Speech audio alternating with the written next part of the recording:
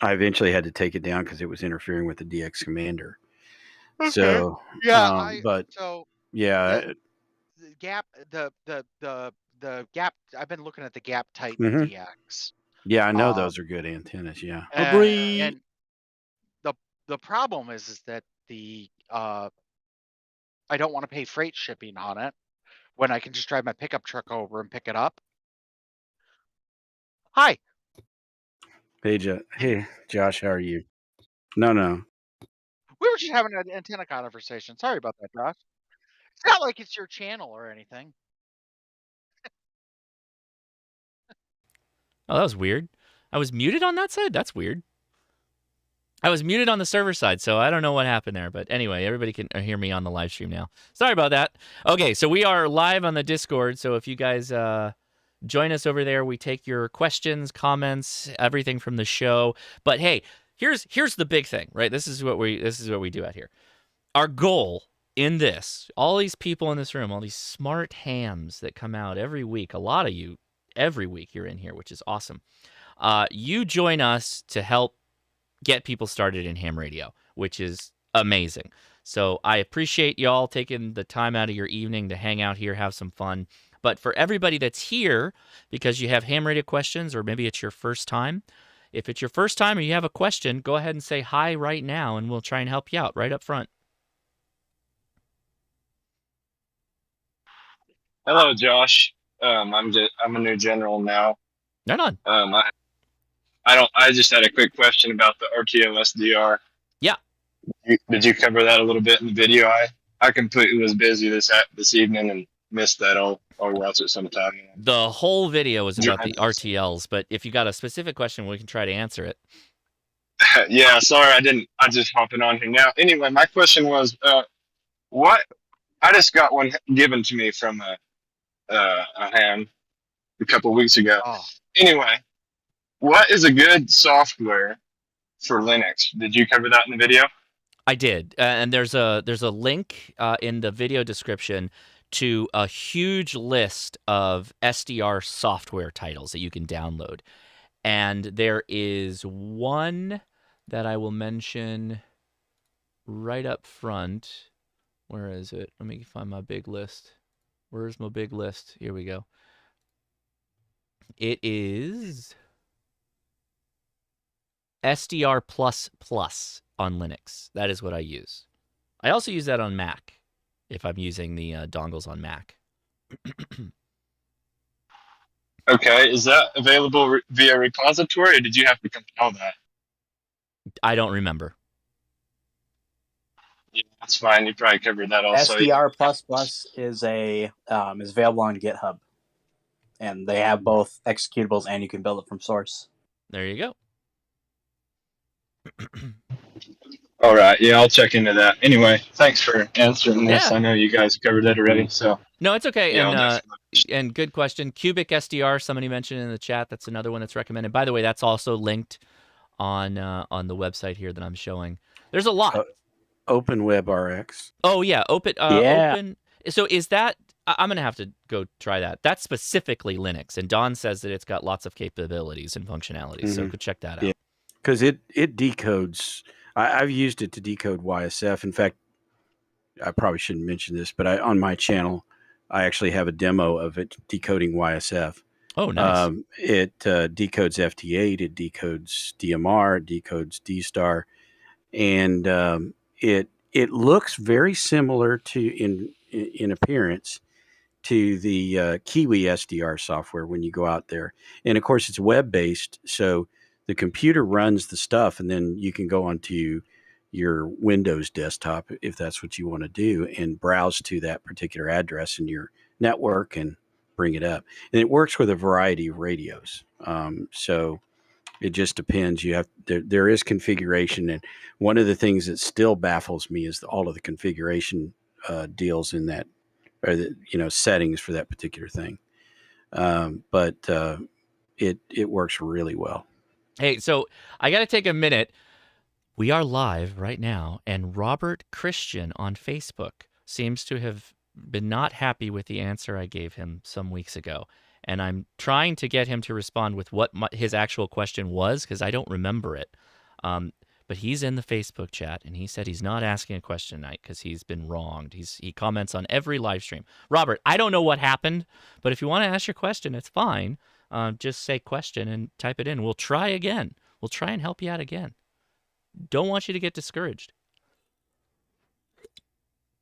But we are paying attention. So go ahead. So one thing to note, actually, Kiwi SDR is actually based on OpenWebRx, but a very old version. And so is the new OpenWebRx. It's by different people, but they're all based on the same software. Okay. All right. Let's see. Anyone else in there that would like to say hi if they're a first timer or ask a question? Hey, y'all. First timer here. Go ahead. I want to introduce myself. My name's Francis Wozniak. I'm in West Texas. And recently stumbled across your channel. Incredible setting for the technician in general. Hope to take the test in a couple of weeks. Got a lot to learn. Well, thank you for joining us out here. If a question comes up or if you got one, go for it. Yes, sir. Thank you. All right. Let's see. I have a question. I'll let you ask it in a second. So, Leon's Craft Beer and Brewing, what SDR for HF? So I kind of answered this on the live stream, but I'll duplicate my answer. This one, the SDR Play RSP1A. Just go buy that. It's $125. It does all the things. You just plug it into USB on your computer. You give it an antenna via SMA, and that's all there is to it. Okay. All right. And if you don't like the RSP1A, I was mentioning this before in Josh's chat, and you kind of went over it. The RTL SDR V3 dongle, while it is direct sampling, they did something specifically with version 3 to improve it, and it is a lot better than it used to be. I trust you completely when you say that. And by the way, I should mention this. So all of our SDRs like ICOMs and all that, those are direct sampling SDRs, right? So direct sampling isn't bad. Nothing is wrong with direct sampling. Nothing that I was saying was saying that we shouldn't be doing direct sampling. In fact, likely as performance gets better in SDRs from actual hardware improvements, direct sampling is only going to become better and better and better. But to tax, To tax these little SDRs to direct sampling is kind of asking a lot of them. And they do a fantastic job given the size and the cost of them. But you can expect some lag. Sounds like the V3 is much better, which is great. That's good to hear. I had a question about the VX6R. Okay, go for it. If I do a Mars mod on that, would that screw up the output power for the existing capabilities? If someone has a specific answer, that would be great, but I think the answer is no. But if you asked anybody, some hams, they'd say, go straight to jail. You go straight to jail. Okay, thanks. It should be fine, though. You can. It can affect it, of course, if you do it wrong. But specifically, the only time you're going to have like output power issues is when you go out of band, because the PA chip is not designed to go out of band. That makes sense. Your filters and all that. What I would say is, if you're thinking of the good old 27, the old what is it? There's an old Yaesu, the Yaesu FT7B. There was a model of it which did come with 11 meters. Oh, wow. I did say that. Steve. Howdy, Steve. Howdy. All right, so Super Chat came in from Aaron Lindemann. He said, tiny hands are like 99 cents. Buy 9 more. I love it. I have a box full of tiny hands, so don't worry. And appreciate your Super Chat. Okay, so I think Russell's back, and I do remember this comment, and I think I told you to go watch the live stream where I literally interviewed the creator of Grid Tracker, and we went through the whole thing. The problem, and so here's the problem. You're on Facebook chat, and this is a back and forth question, meaning I need to ask you questions so that I can help you set it up. And I'm not doing Grid Tracker yet, but I can help you. But you probably should join the Discord and get on voice so that I can walk you through it. I could probably get it going. But if you want to reply what your logger is that you're using, that might help a little bit. Because right now it just says you're trying to log contacts via Grid Tracker automatically, which I do, and I've done it with multiple logs. So tell me what log you're running. All right. So Russell, that was an attempt. An attempt is being made here to help you.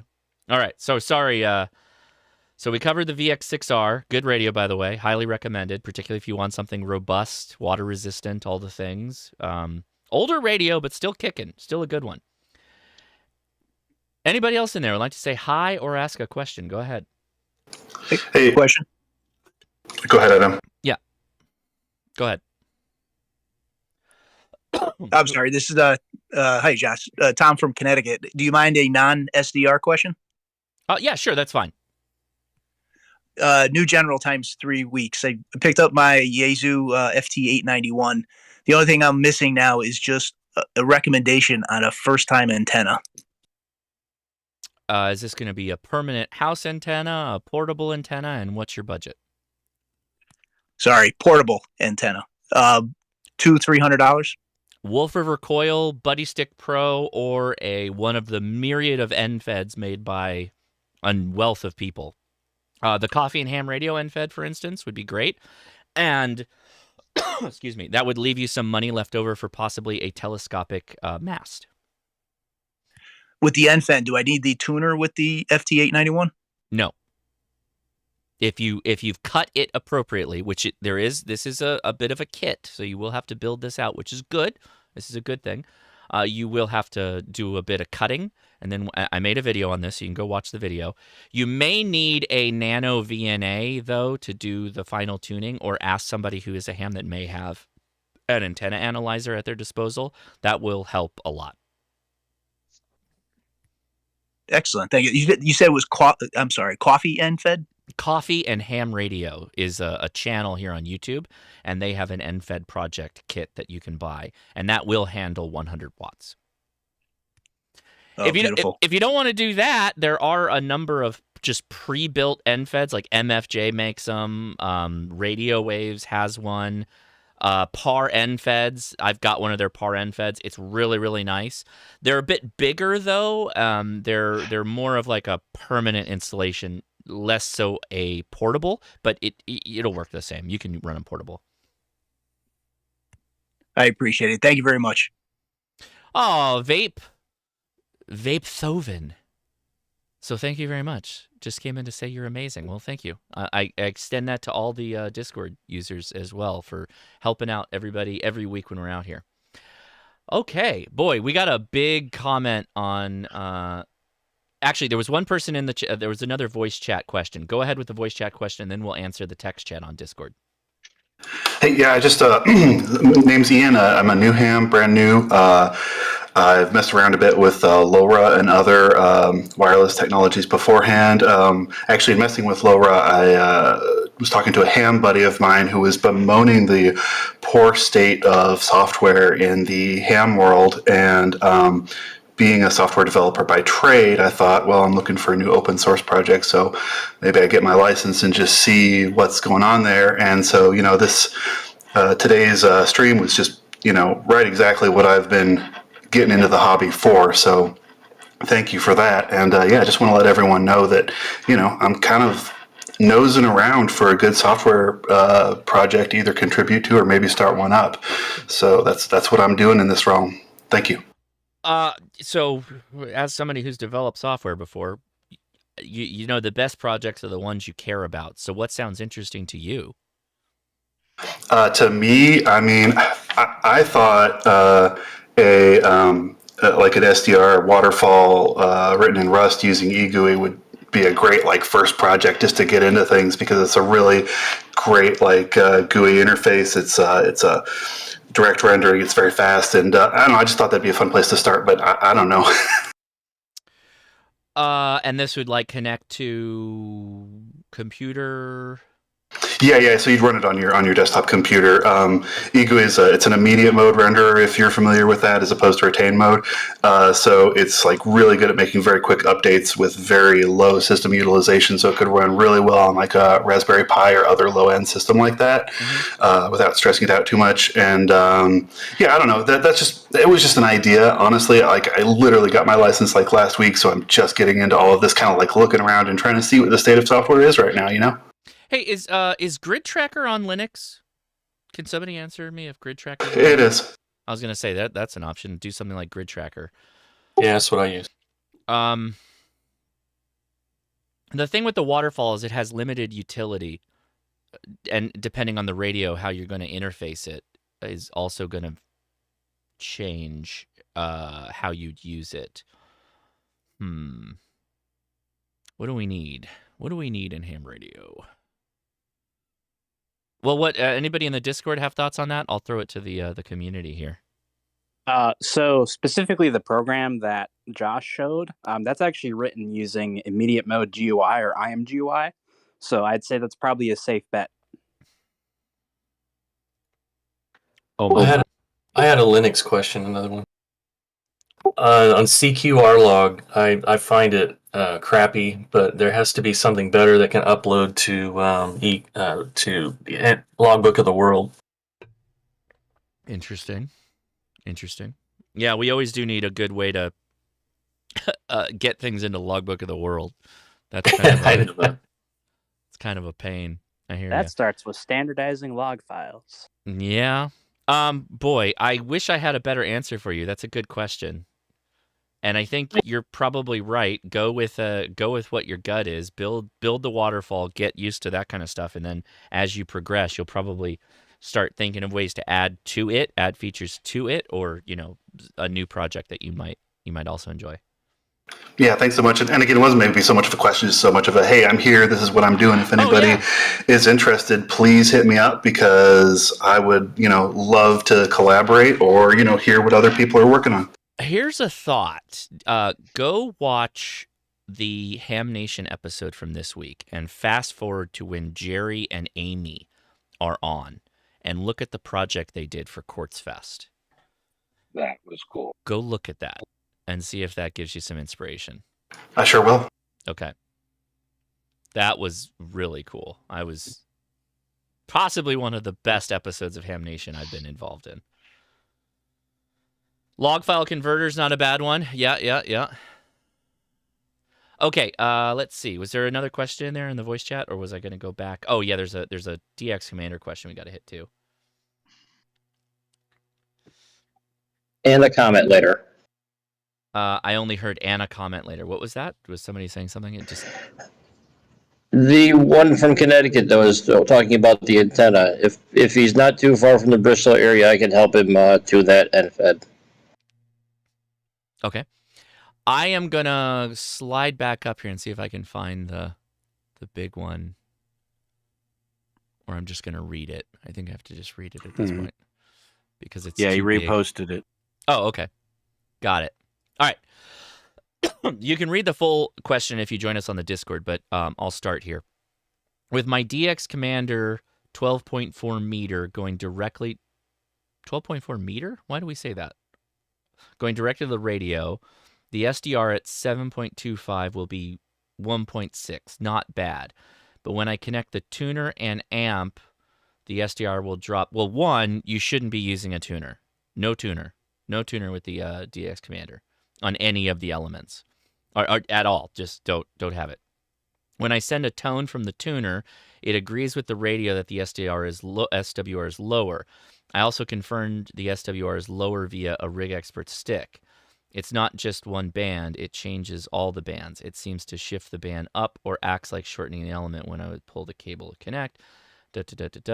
So my recommendation is if you took an analyzer and you sorted out all of the elements on the DX Commander, and you got it all built up, right? So all the elements are strung up, and you're going through your analyzer, and they all look good. No tuner. As long as you are under 1.6 to 1's probably fine, but 1.5 or under connected to your amplifier should not be an issue. Should not be an issue. So can I say something? Sure. So the problem with that is that there's only so much bandwidth, and you can only target one portion of the band. So if I need to go to a different portion of the band and tune into that, it's going to be a little bit higher than that. It's going to be 2 or 2.5. I mean, that might be true on 40, but all of the higher bands on the rest of that antenna should be fine. Except 10. Why 10? Because it's so wide.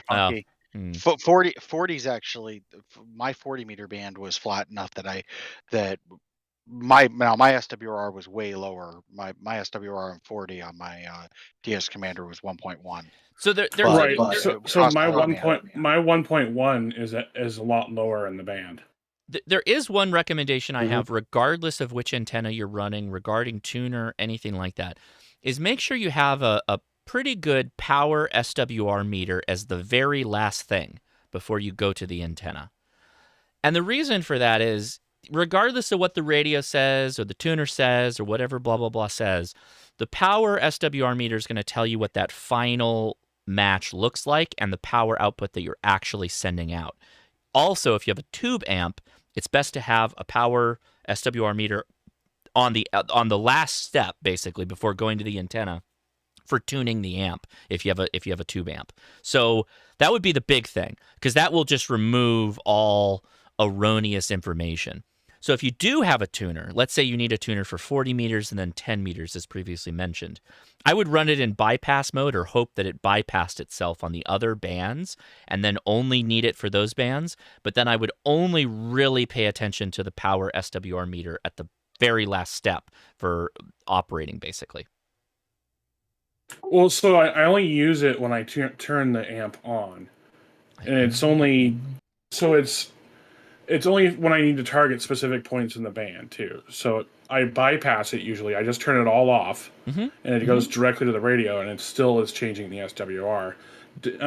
Don did mention that it's changing the impedance when I go through it all. It's adding things, even if you're in bypass, but it shouldn't be that much that it would be a problem. No, what I was commenting that it's the coax, because I've seen that as well, where if I'm measuring like with a 5-foot piece of coax right up next to the antenna, where I'm looking at it and I go, oh, okay, yeah, I'm at 1.6 to 1. And then I run the coax and I come all the way into the radio, and all of a sudden the radio is saying it's 1 to 1.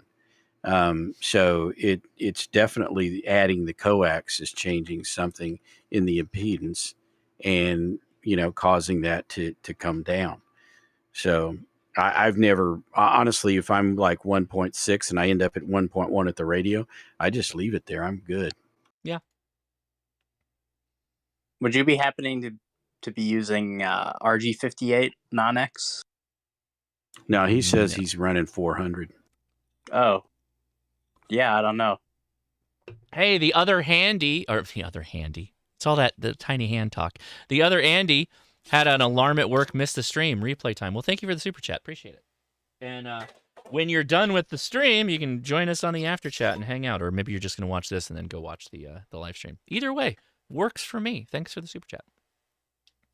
Lossy coax, people are saying. Some other potential things that you may want to check out. But LMR 400 should be pretty good. So what Don is saying, though, is I'm checking it at the antenna. I'm not checking it at the antenna. I'm checking it at the radio. So I'm just pulling 2 feet of the cable into the house, checking it, then plugging it, pushing 2 feet back out and plugging it into the tuner.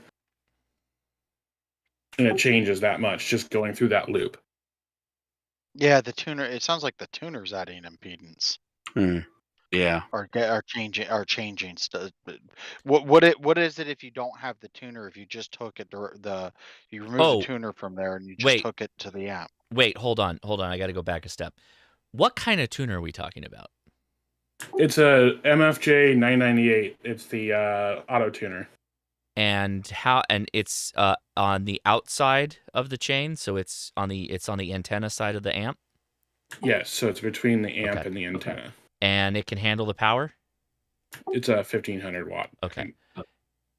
And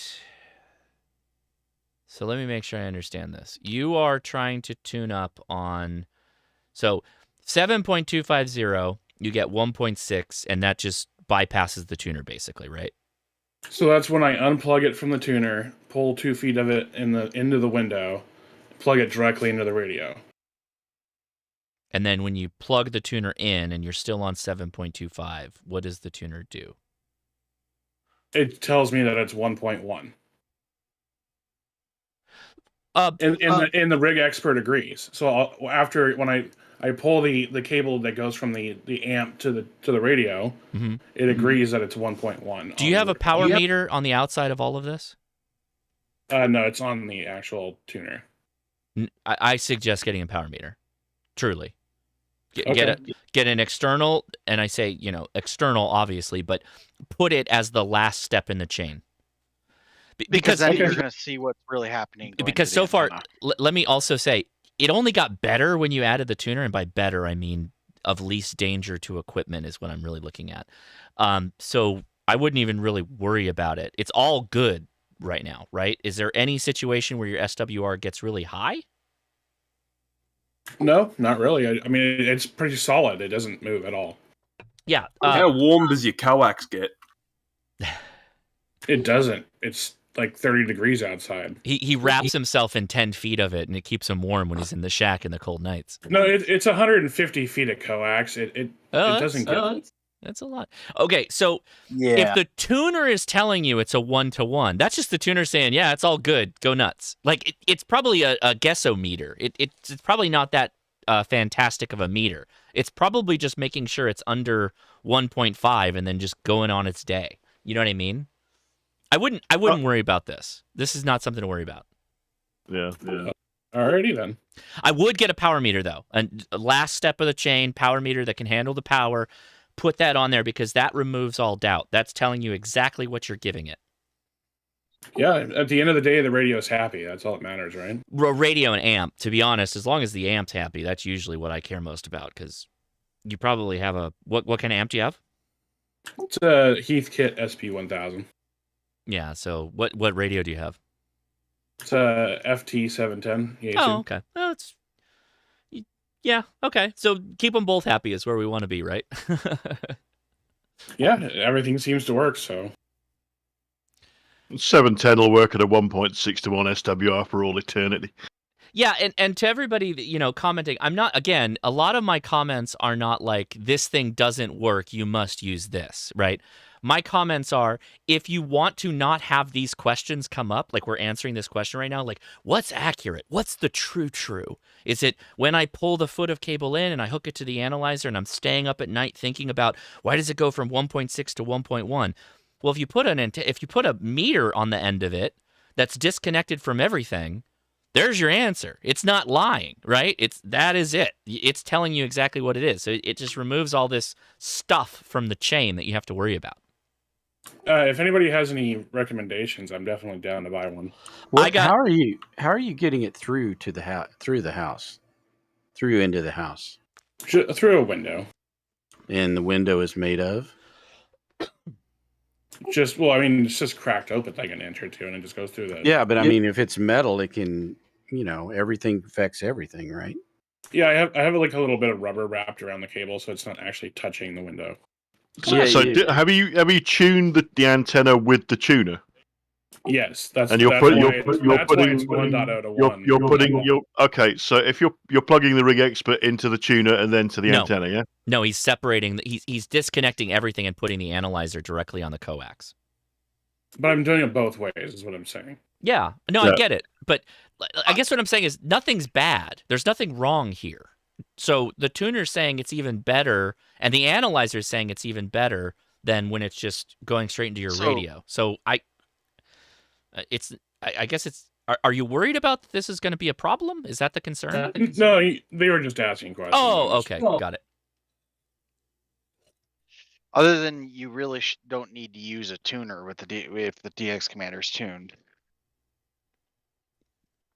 Yeah, guys, I don't know that we need to continue on with this question because there's really nothing wrong. Nothing here. No, it's all good. It's all good. I do recommend the power meter on the outbound, but let's move on because I think you got all the information. I'm not trying to cut you off, but so there you go. Okay, good question. Maybe add the power meter. Okay, let's see. Digital is a power meter a good? Go ahead. Is a power meter a good and even at 100 watts? I like to have a power meter. Would you recommend it? Yeah, absolutely. Mm-hmm. Yeah. Okay, I've said this before and I'll say it again. The power meter being the last thing in your radio chain before it goes to the antenna is like a canary in a coal mine. It's your indicator if it's good times or bad times. You don't have to trust the radio meters. You don't have to trust tuners. You don't have to trust amps. You just look at that power meter, that SWR meter, and if it's happy, if it looks good, then you're probably good. And they're not very expensive. When you start buying ones that'll handle 1,500 watts, though, that price does go up. But 100 watts for sure. You can get one for not very expensive. You can pick one up at a Hamfest, and it's probably going to be fine for you. Yep. I asked that question so that you would answer that way. Well, thank you. You set me up, and I knocked it down. That was a good volleyball set for me. I thank you.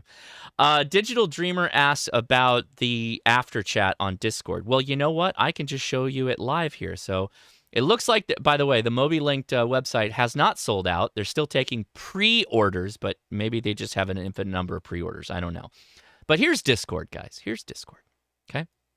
When you join Discord, and of course, you should put the Ham Radio Crash Course at the top of your Discord feed. It's going to show up as this little icon on the top left here. If you click on that, there's all this. Void Star Labs. Don't look at all the secret chats that you can't see. But if you scroll down, to live stream after chat, there is a hashtag live stream right here. Click on that. That's the text chat. That's all this stuff you're looking at right here, right? All this stuff. And then just below that, there's live-stream/after chat.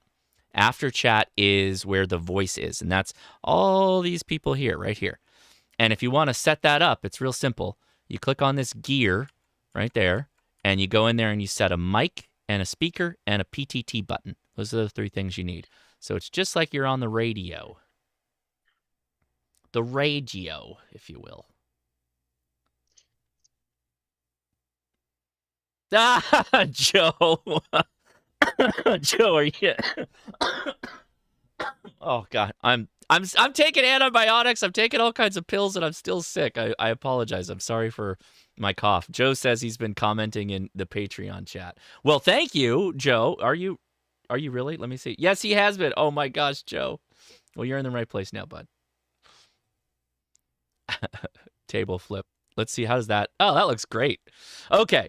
Back to the questions here. Anybody here for the first time that would like to say hi or ask a ham radio question? Come now.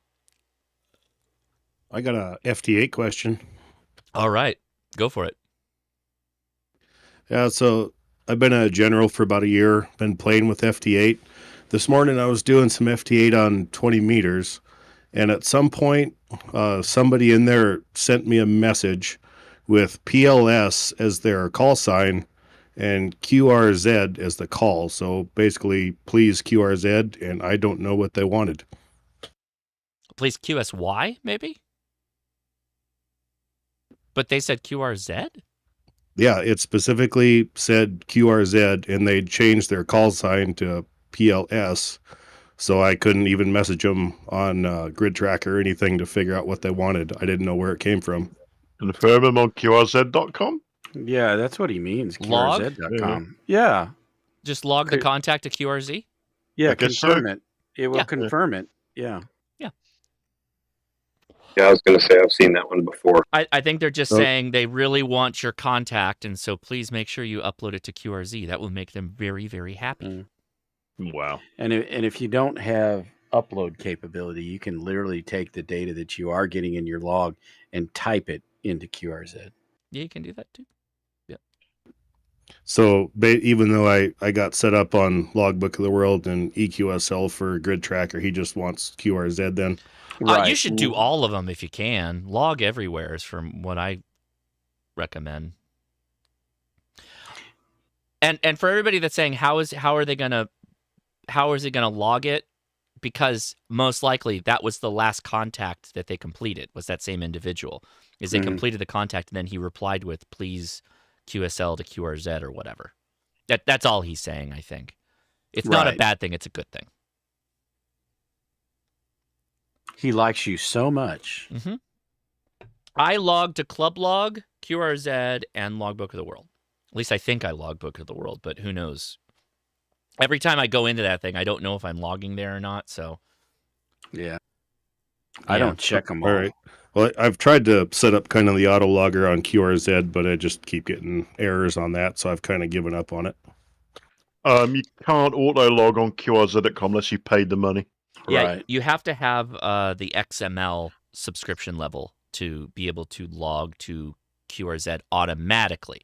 However, what you can do is you can go to QRZ, you go to your logbook, and then you add to log, and you can point it at your FT8 or WSJTX log file, and it'll suck that all in. All right. Well, that sounds a lot easier. Thanks for the help. I do have a logging video. I have a couple of logging videos. I've got one just talking about general logging. I've got one on using Ham Radio Deluxe. I've got one on FT8 logging, I think. I've got a bunch of logging ones. If you search log on my channel, you probably find it, what you're looking for. Yeah, and remember, if K8MRD is here, always ask him what logging software he uses. Yeah, so those guys said they were going to store... They're all together right now. So Shane and Mike and Jason and a number of other people are all together. Scott. And Scott. Frank. And they're all in Houston. They're all in Houston. And I think that they were going to join us, but they maybe not have... Maybe they're a little into their cups. Yeah, they said they were going to Scott's house for barbecue, and then they were all going to... That's right, they were going to Scott's. Yeah, and then they were going to join us, yeah. So my guess is they probably got into Scott's whiskey collection. Yeah. Which isn't a bad thing. Or the DX contest. Or the cigars. Yeah, I'm guessing it's probably the libations, not the contest, but I don't want to assume. Hold on.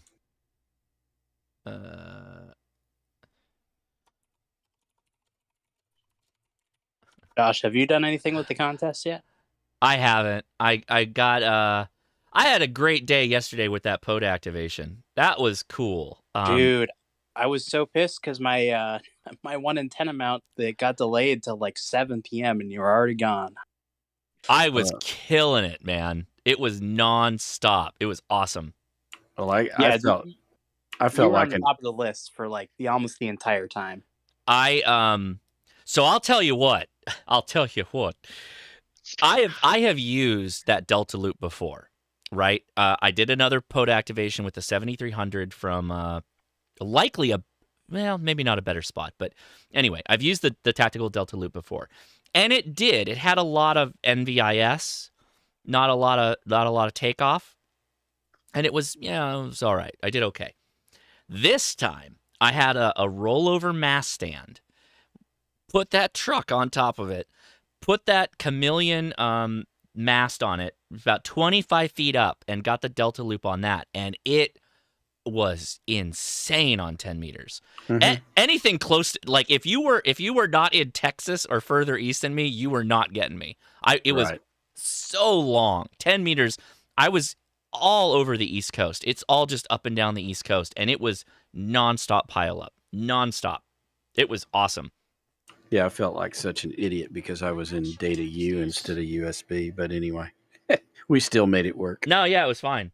The only station that had a difficult time was Kyle. He sounded kind of robot-y because he was actually remoting in from his home station to his flex, and I think he said he was slightly off frequency, so he literally sounded like a robot. But we wrapped that up too. It was good, man. It was cool. I was literally, the first time I opened that radio up, I think it was the first time that radio was really used, was that activation, and just blew it out of the water. It was great. And which radio was it, or have you said yet? ICOM 7100. Oh yeah, okay. Yeah, it's in a box. So I again, I'll go ahead and mention it, and then I'll go back to questions. So Jerry passed away not too long ago. Friend of mine, friend of so many hams, really good guy, really active on Soda. His videos are still out there. Jerry KG6HQD, and we got a lot of good ideas from him, like the speaker wire dipole. That's the Jerry's antenna. But at some point he developed brain cancer, and they did many things to fight it, and he wanted to still be active in radio, and so he had someone build him a Pelican case with a 7100 in it. And after his passing, a ham contacted me and said, "Hey, I have some of his radios, and I'm trying to help sell them for the family."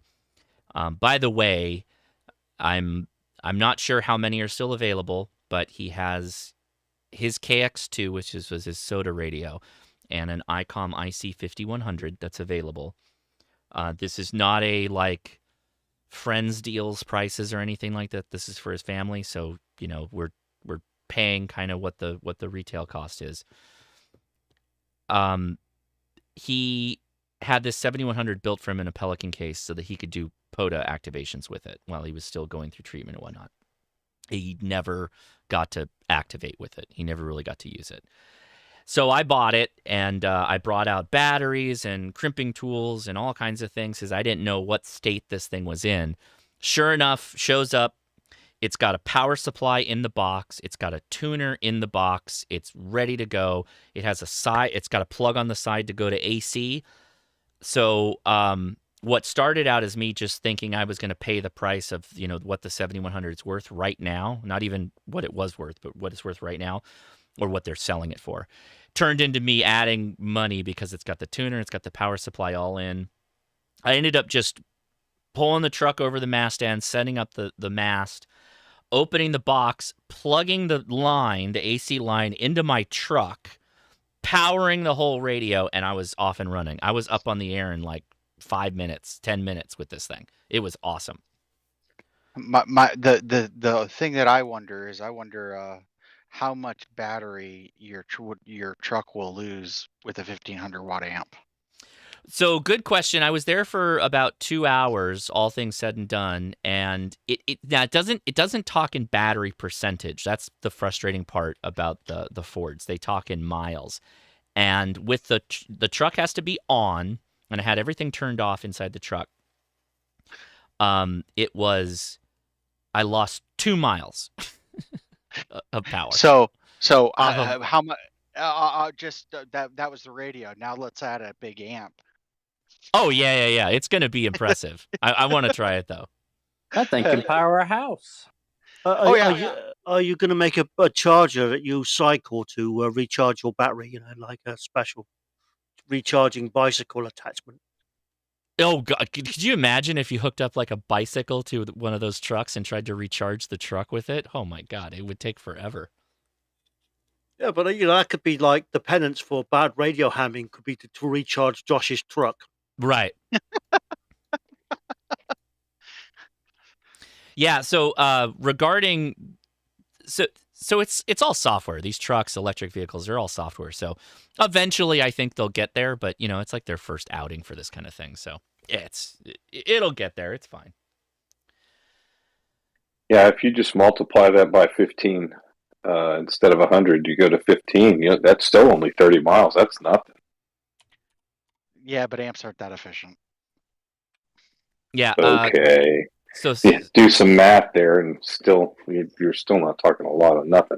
So Joe Tony asked, what was the call sign? KG6HQD. He was a very prominent soda activator. Most of the trail reports for Southern California came from Jerry. He has a ton of YouTube videos that are still up, a wealth of knowledge for people that are interested in Summits on the Air. He was a fantastic guy. Everything I know that works, everything I know that works for soda, I learned from Jerry. He personally took me out on my first successful pod activation, and cutting pack weight, cutting complexity, all of that stuff is what I learned from listening to Jerry. Great guy. Will be missed. Just today, I watched a speaker wire video again to learn something, because I really kind of wanted to put a speaker wire up. I didn't have time. I've got a power steering pump going bad. But anyway. Yeah, I was going to. Him and Thomas's both. His came up today, and then I was like, I'm going to go look at Jerry's, because I know his would work. Yeah, I hope his family leaves those up. Maybe they won't even pay any attention to him, but I really do hope they do. I hope they make something off of it. Yeah, I hope so too. Yeah, I hope so. Yeah. I know for me, it didn't work out that way. I can't get any money from my wife's books, but that, whatever. I don't care. Yeah. Well, anyway, I've got that. I've got that radio. I have the 857. I have the 7300. I'm going to drag all that stuff out to the camp out, and we're going to do a good old-fashioned antenna switch comparison with the Buddy Hex. Should be really fun. That'll be really fun. I'm thinking about potentially getting my hands on some kind of pentaplexer or quadplexer or something like that too. Yeah. Yeah. The Kosher has that 1500-watt pentaplexer. Yeah. That's just the only reason it's 1500-watt pentaplexer is because that was the only thing that was available to do 5 bands. Did Chris ever get 2 meters working on the Buddy Hex? Who? Chris, the guy that makes them. 2 meters? Yeah, I thought he was trying that, or No. maybe that could have been Jason that was saying he was trying to. You can do 2 meters on the Buddy Hex, but the way to do it would be to put an antenna on the very top, screw an antenna into the very top of it, and then just tune a vertical. But yeah, because what I was thinking was because that 7100 has 2 meter 440, and it's fun to do digital on those bands when the opportunity arises. Now, if I remember correctly, the 2 meter 440 on that radio is a separate output. Yeah, it is. So yeah, it's like the 706 and the 7000.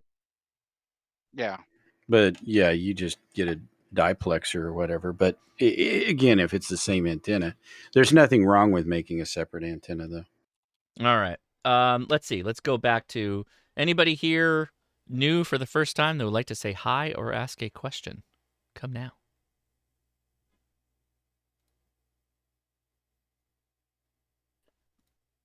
We answered all the questions. Good. Excellent. Hey. I had more of a comment than a question. Go for it. I was curious why you didn't do like the virtual audio cables into like WSJTX and all the other like standard decoder program? That almost needs its own thing. Like we blew through that hour in pretty short order. That's the Really? problem with a lot of this stuff is like just getting people to understand like, oh, there are dongles, right? And then you need an up converter or you buy a more expensive unit, right? Like those are all, that's like 30 minutes just to walk people through that whole thing. You know what I mean? Yeah, this was a good like overview. Yeah. And then if you want to get into specifics, yeah, they're all separate videos. I mean, that's a whole rabbit hole just in doing well. So that's why I mentioned things like my my NOAA weather video that talks about VB audio cable because that's the same concept. You have to pipe the SWR software's audio out of the software into another software, and so you need a virtual audio cable to do it. Yeah. Yeah. Did you? Well, no, you probably didn't. But so did you talk about, because somebody asked earlier in the chat about the difference between in whether or not a RSP Duo is worth it over an RSP 1A. And from what I've seen, especially recently, yeah, boy, that thing is amazing. So I have the RSP Duo because I want to have two tuners going. Yeah, you ever tried diversity with it? I haven't, but so the reason why I need the two tuners is because I want to use my Discone antenna. I take my Discone antenna into an SDR antenna amplifier that goes back into the SDR play, the two antenna ports. So they're using the same antenna without the degradation of losses so that I can do 2 meters and 70 centimeters for my antenna test videos. That's why I use it. Well, I mean, there was and I don't know if you know K1GMM, but he did a video recently using the, he was using the Onan. But he basically said that everything he was doing on the Onan for diversity receive, you can do on the RSP1 Duo. Basically, you just need to have those two separate tuners that you can have running in sync and do the phasing between them. And yeah, I started using phasing on the Onan, and wow. But apparently the RSP1 Duo will do the same thing. Does it help take care of your noise problem, Don? It lowers it. It nothing is going to eliminate it. In a minute, I'm not going to take the time now, but I'll tell you a story about what happened when I had the power outage a couple of days ago. But anyway, the diversity does it makes a noticeable difference. It's just not like it's not going to drop me 4 or 5 S units or anything. Mm-hmm. So that truly does create like two discrete audio paths or receiver paths, basically. Mm-hmm.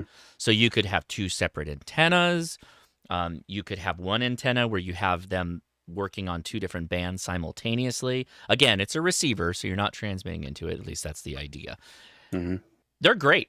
I mean, if you're an SWL, a shortwave listener, the RSP Duo is probably the better bet as somebody who likes to listen to shortwave. But if you're a ham and you're looking at this as kind of like a secondary receiver option to go along with your transmitter, the RSP1A is probably fine. Probably. You would have to hit me with a specific use case. I can think of a lot. I only have like one specific use case, so, and it doesn't include that. Yeah, so there is a what's the other thing? There are people who there's a drop-in board that you can plug into the 7300, and it has an audio out path, then a secondary audio out path. It's not full diversity, but it will allow you to have a secondary antenna basically, and it uses an SDR to do it, and a lot of people use the SDR plays. Right. I don't think that doesn't use a separate antenna, right? It uses the incoming one from the radio, unless I'm thinking. Yes. So it's not two antennas to do phasing diversity. You need two antennas. Really, to do diversity, you need two separate antennas, and it depends on which type of diversity you're doing. Phasing is one thing, but then there's the other type that the Flex has, which is, you listen to a vertical and a horizontal, and it really does help in eliminating fading. Yeah. Or there's a noticeable difference. It's not going to eliminate it, but it definitely changes it, and you hear the signal longer. You really don't hear those dips where it fades away. Yeah. All right, let's go back to questions. Is there anybody in here for the first time that would like to say hi, or just any ham radio questions? Go for it. Now, sorry, when you do that, are you asking for new people to ask questions, or any of us can ask questions? Anybody can ask questions, but always love the new people saying hi if they're around. We'd love to hear from them. So I'm keeping quiet because I have a question, but I'll wait. Yeah, go ahead, ask it. So I got the mobile link, all right? Mm-hmm. Well, idiot here was in too big a hurry to hit the buy button and didn't realize he needed a cable. Oh. So I'm trying to build a cable rather than order one, because I know that's going to be several days, and I can't wait. Yep. So is there any good instructions anywhere on building a cable?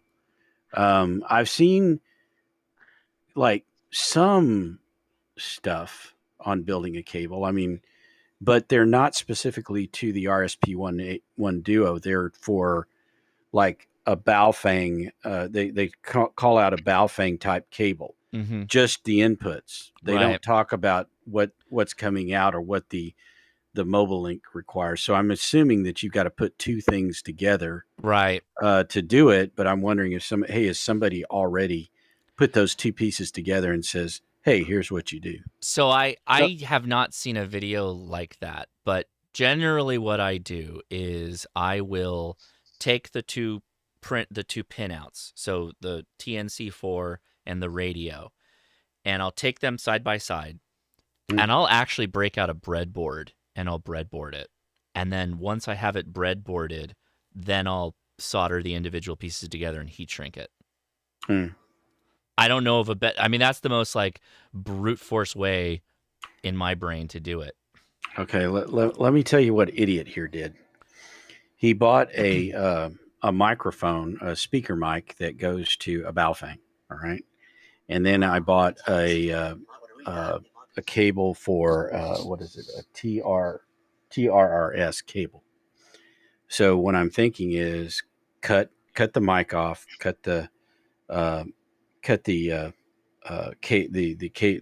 end of that TRRS cable off, and basically just wire them together, or and I can do the same thing you're doing with the breadboard, just by I'll try twisting these two pieces of cable together, see if that works, or these two, or whatever. Because what I'm trying to go to actually is my Wushan, which I've been told is the same as a Baofeng, so or a Kenwood or anything else. So I think it's the wiring's the same, but yeah. So is the DigiRig? Does the DigiRig have the same kind of shtick as the MobLink? Like, does it use the same? No, okay. It uses two separate cables, or at least mine does. Well, you can't. I don't think the MobLink does serial. No. It does cat control. It does. No. Well, then what's the point of it? It's a TNC. It's a TNC. Yeah, it's a KISS TNC over Bluetooth or Wi-Fi, or Bluetooth, or you can plug in a USB cable. Okay, it's not a digital interface, right? It's not an audio interface. It is a TNC. So that's what I meant. Is the audio part, like on the DigiRig, is it like the same port? Could be, but that's just adding another box versus like you. So I could go grab one of the cables. I don't have it out here right now, but I'm not talking about going and grabbing a DigiRig. I'm talking like look online at the guides for making DigiRig cables. No, I'm not. It's not even about the DigiRig. The point is when it's done the right way, you've got a jumper cable that is 2 inches long, right? And it goes from the TNC to the radio, and that's it. We don't want to add another block of metal into the middle of it, if you catch my drift. I think you guys are talking about two different things. On my DigiRig, the outputs are audio and serial. So it does do serial. Yeah, but we're talking about the TNC4, so I don't know what. No, he's talking. He keeps saying DigiRig. No, I know, but he's trying to get the audio path out of it. He's trying to do the audio out of it. That's where he's going. Yeah, but you need PTT. And PTT it does on PTT. It does no through serial. Guys, wait, stop! It doesn't matter. We're not going to connect a DigiRig to the TNC4. That's not what we're looking for here. That's not the point.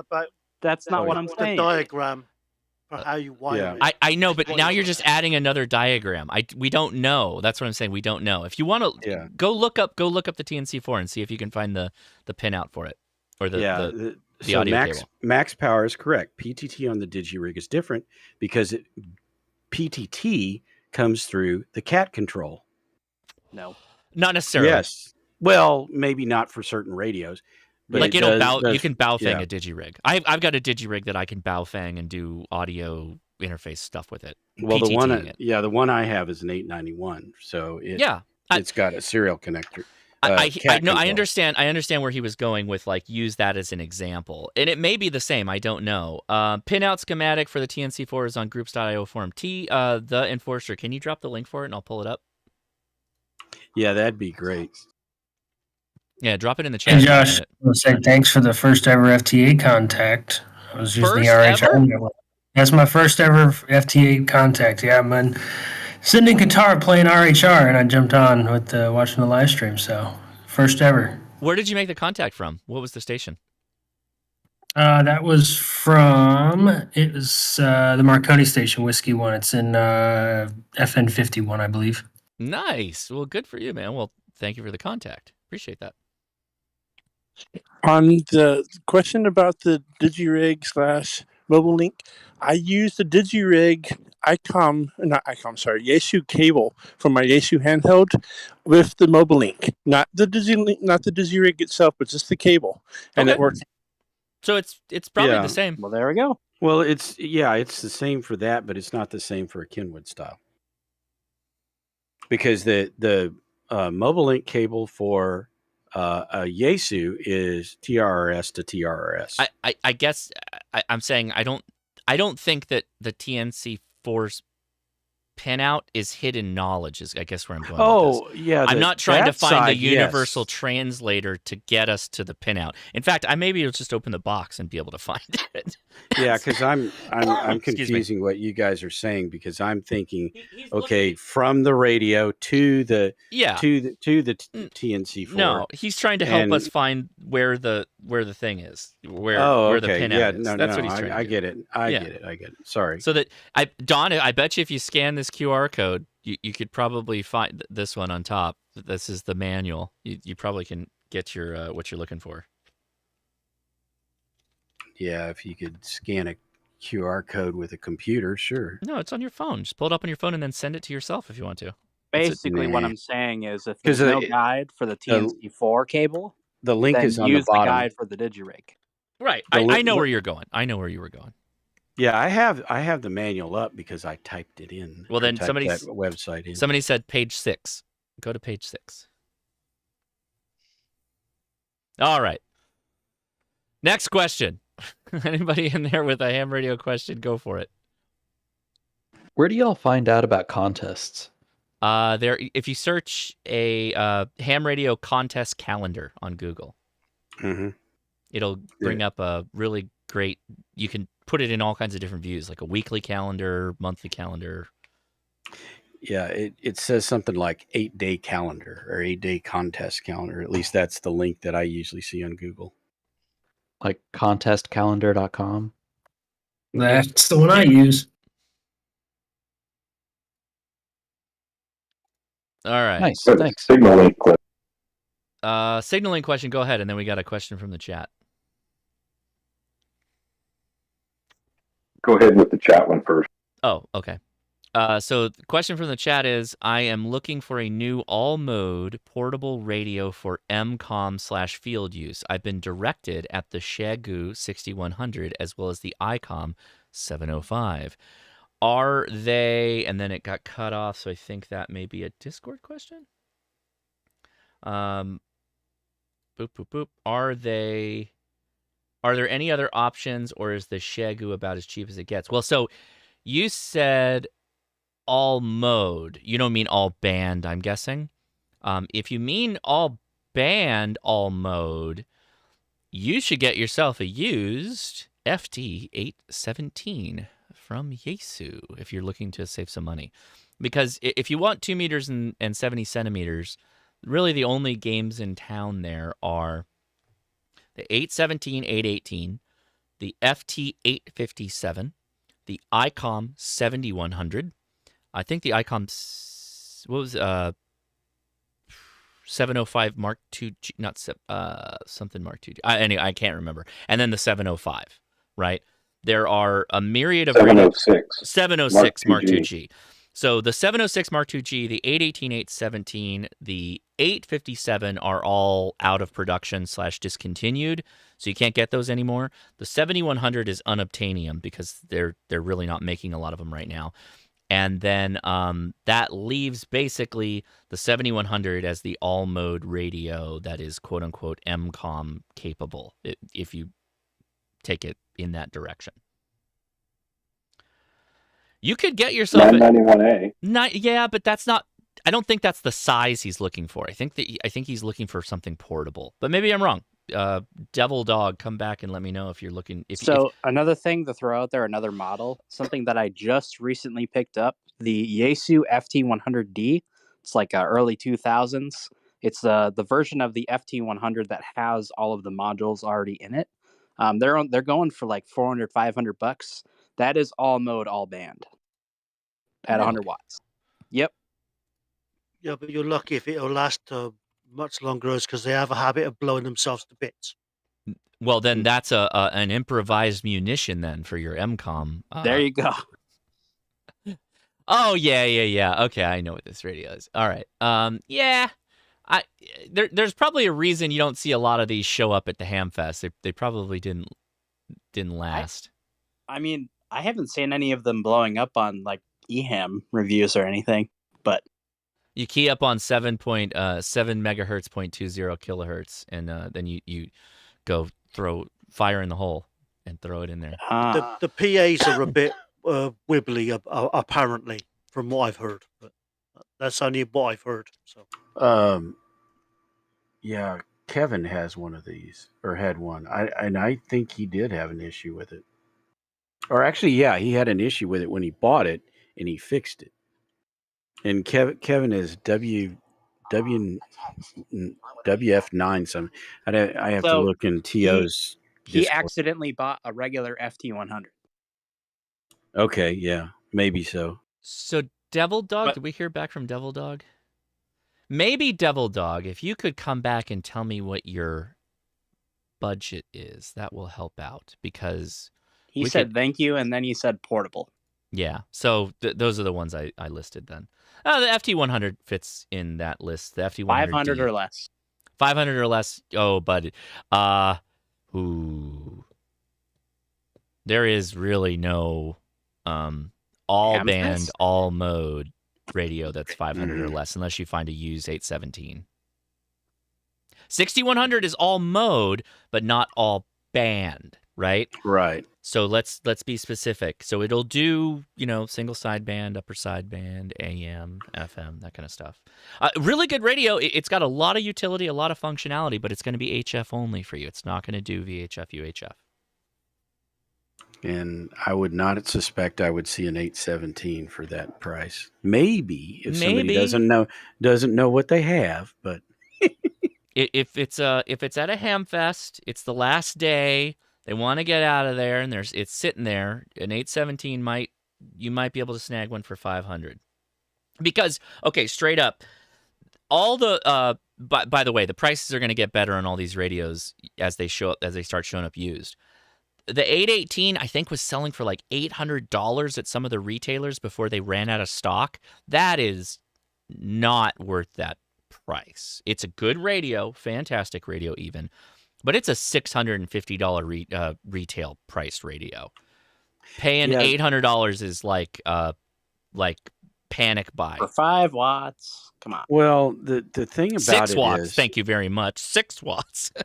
well, the thing about that radio is, as you guys have done videos on them, and hey, look at this cool accessory you can stick here. That's what sells that radio. All the stupid things you can hang off of it. I know. I got to go take a pill. I'm coughing like crazy. Yeah. Hope you feel better, Josh. I'm taking all kinds of antibiotics. I can't stop coughing. Are you feeling bad or? No, I don't feel bad at all. Oh, okay. Well. Oh, wait. Oh boy, look at that. That thing's gonna go. He's already had COVID. Yeah, I already had COVID. 817 on eBay, currently $350. That's gonna go up. Yeah, that's not a buy it now price, right? Make sure it's not the Japan model. Hey guys, this is Tiankum over in Utah. I just passed my technician test today. I've been listening to you, Josh, for a couple weeks, and you guys are great. Just want to let you guys know. Oh, hey, thank you, and congratulations. Yeah, congratulations, man. Congratulations. Get on 10 meters. Oh, dude, 10 meters is awesome. Awesome. I just got my Baofeng. I'm just saving up for the big stuff now. Good for you. Yeah, 10 meter only radios don't have to be expensive. But again, yes, save your money, get something good. Hold out for a 7300 or something like it. Or yeah, even a G90. G90s are good radios. Almost never think of that, but yeah, it is good radio. My wife's mad at me. I've been buying all of Josh's stuff on Amazon. Uh-oh. I apologize. Let's see. Oh, what? Hold on. We got a DX station. I thought we were working a contact with them. So, a question from N8FT Fred. What tech study guide do you recommend for my 11-year-old nephew? Gordon West books are fine for somebody that, likes to read. Otherwise, they can just use hamstudy.org and start taking practice tests. If they're of the tablet generation, which sounds like 11 years old is probably right smack dab in the middle of that. Hamstudy.org is a great way to take a practice exam, and there's like an information tab. If you click on it gives you some of the breakdown, the backup information. The study mode is amazing. Yeah, the study mode's very good. Watch the HRCC technician class. Yes, and I am kicking myself. I shot an entirely new technician series of videos in the new format where we just go over the right answers. I just got to edit that thing. It's like 11, 12 videos. Wow. It's a lot of videos to cut through. I just made them boom, boom, boom, each sub-element so that you could just focus on the sub-elements you need help on. And man, I just got to buckle down and do it. Life is just too fast. Sounds like you need to get COVID and be sick and stuck in your room and get all your stuff done. I already have it, but I used that opportunity to drive across the country when I got it. So. Well, I know. That's what I was referring to. So you're stuck there. Yeah, I know. Okay, Rormy, maybe I'll cut it down to just like one upload a week and just start hammering on it. In fact, that's probably what I have to do. I get like antsy and I want to do something fun and interesting for me because I like those videos, obviously. But I really just got to buckle down and edit it. Oh, I'm sorry. Tell your significant other that I apologize. I'm gonna go grab a pill really quick and use the restroom. I got started a little bit early on the after chat. So you guys, if there's another question, go ahead with the question. There's plenty of smart, engaging individuals in here. I'll ask my signal link question now. Okay, go ahead. It's gonna take me like 5 minutes to go to the restroom. I will be right back. Thanks, everybody. Go ahead. Okay. Put your thinking caps on, folks. I've got a 706 Mark IIG, and I cannot get my signal link, which apparently came with the radio, kind of, sort of, or it was with maybe the Mark II instead of the 2G. Is there a trick to making that thing work? It has a 13-pin connector that goes to the 8-pin RJ45 or whatever that's called. Is there something I'm missing?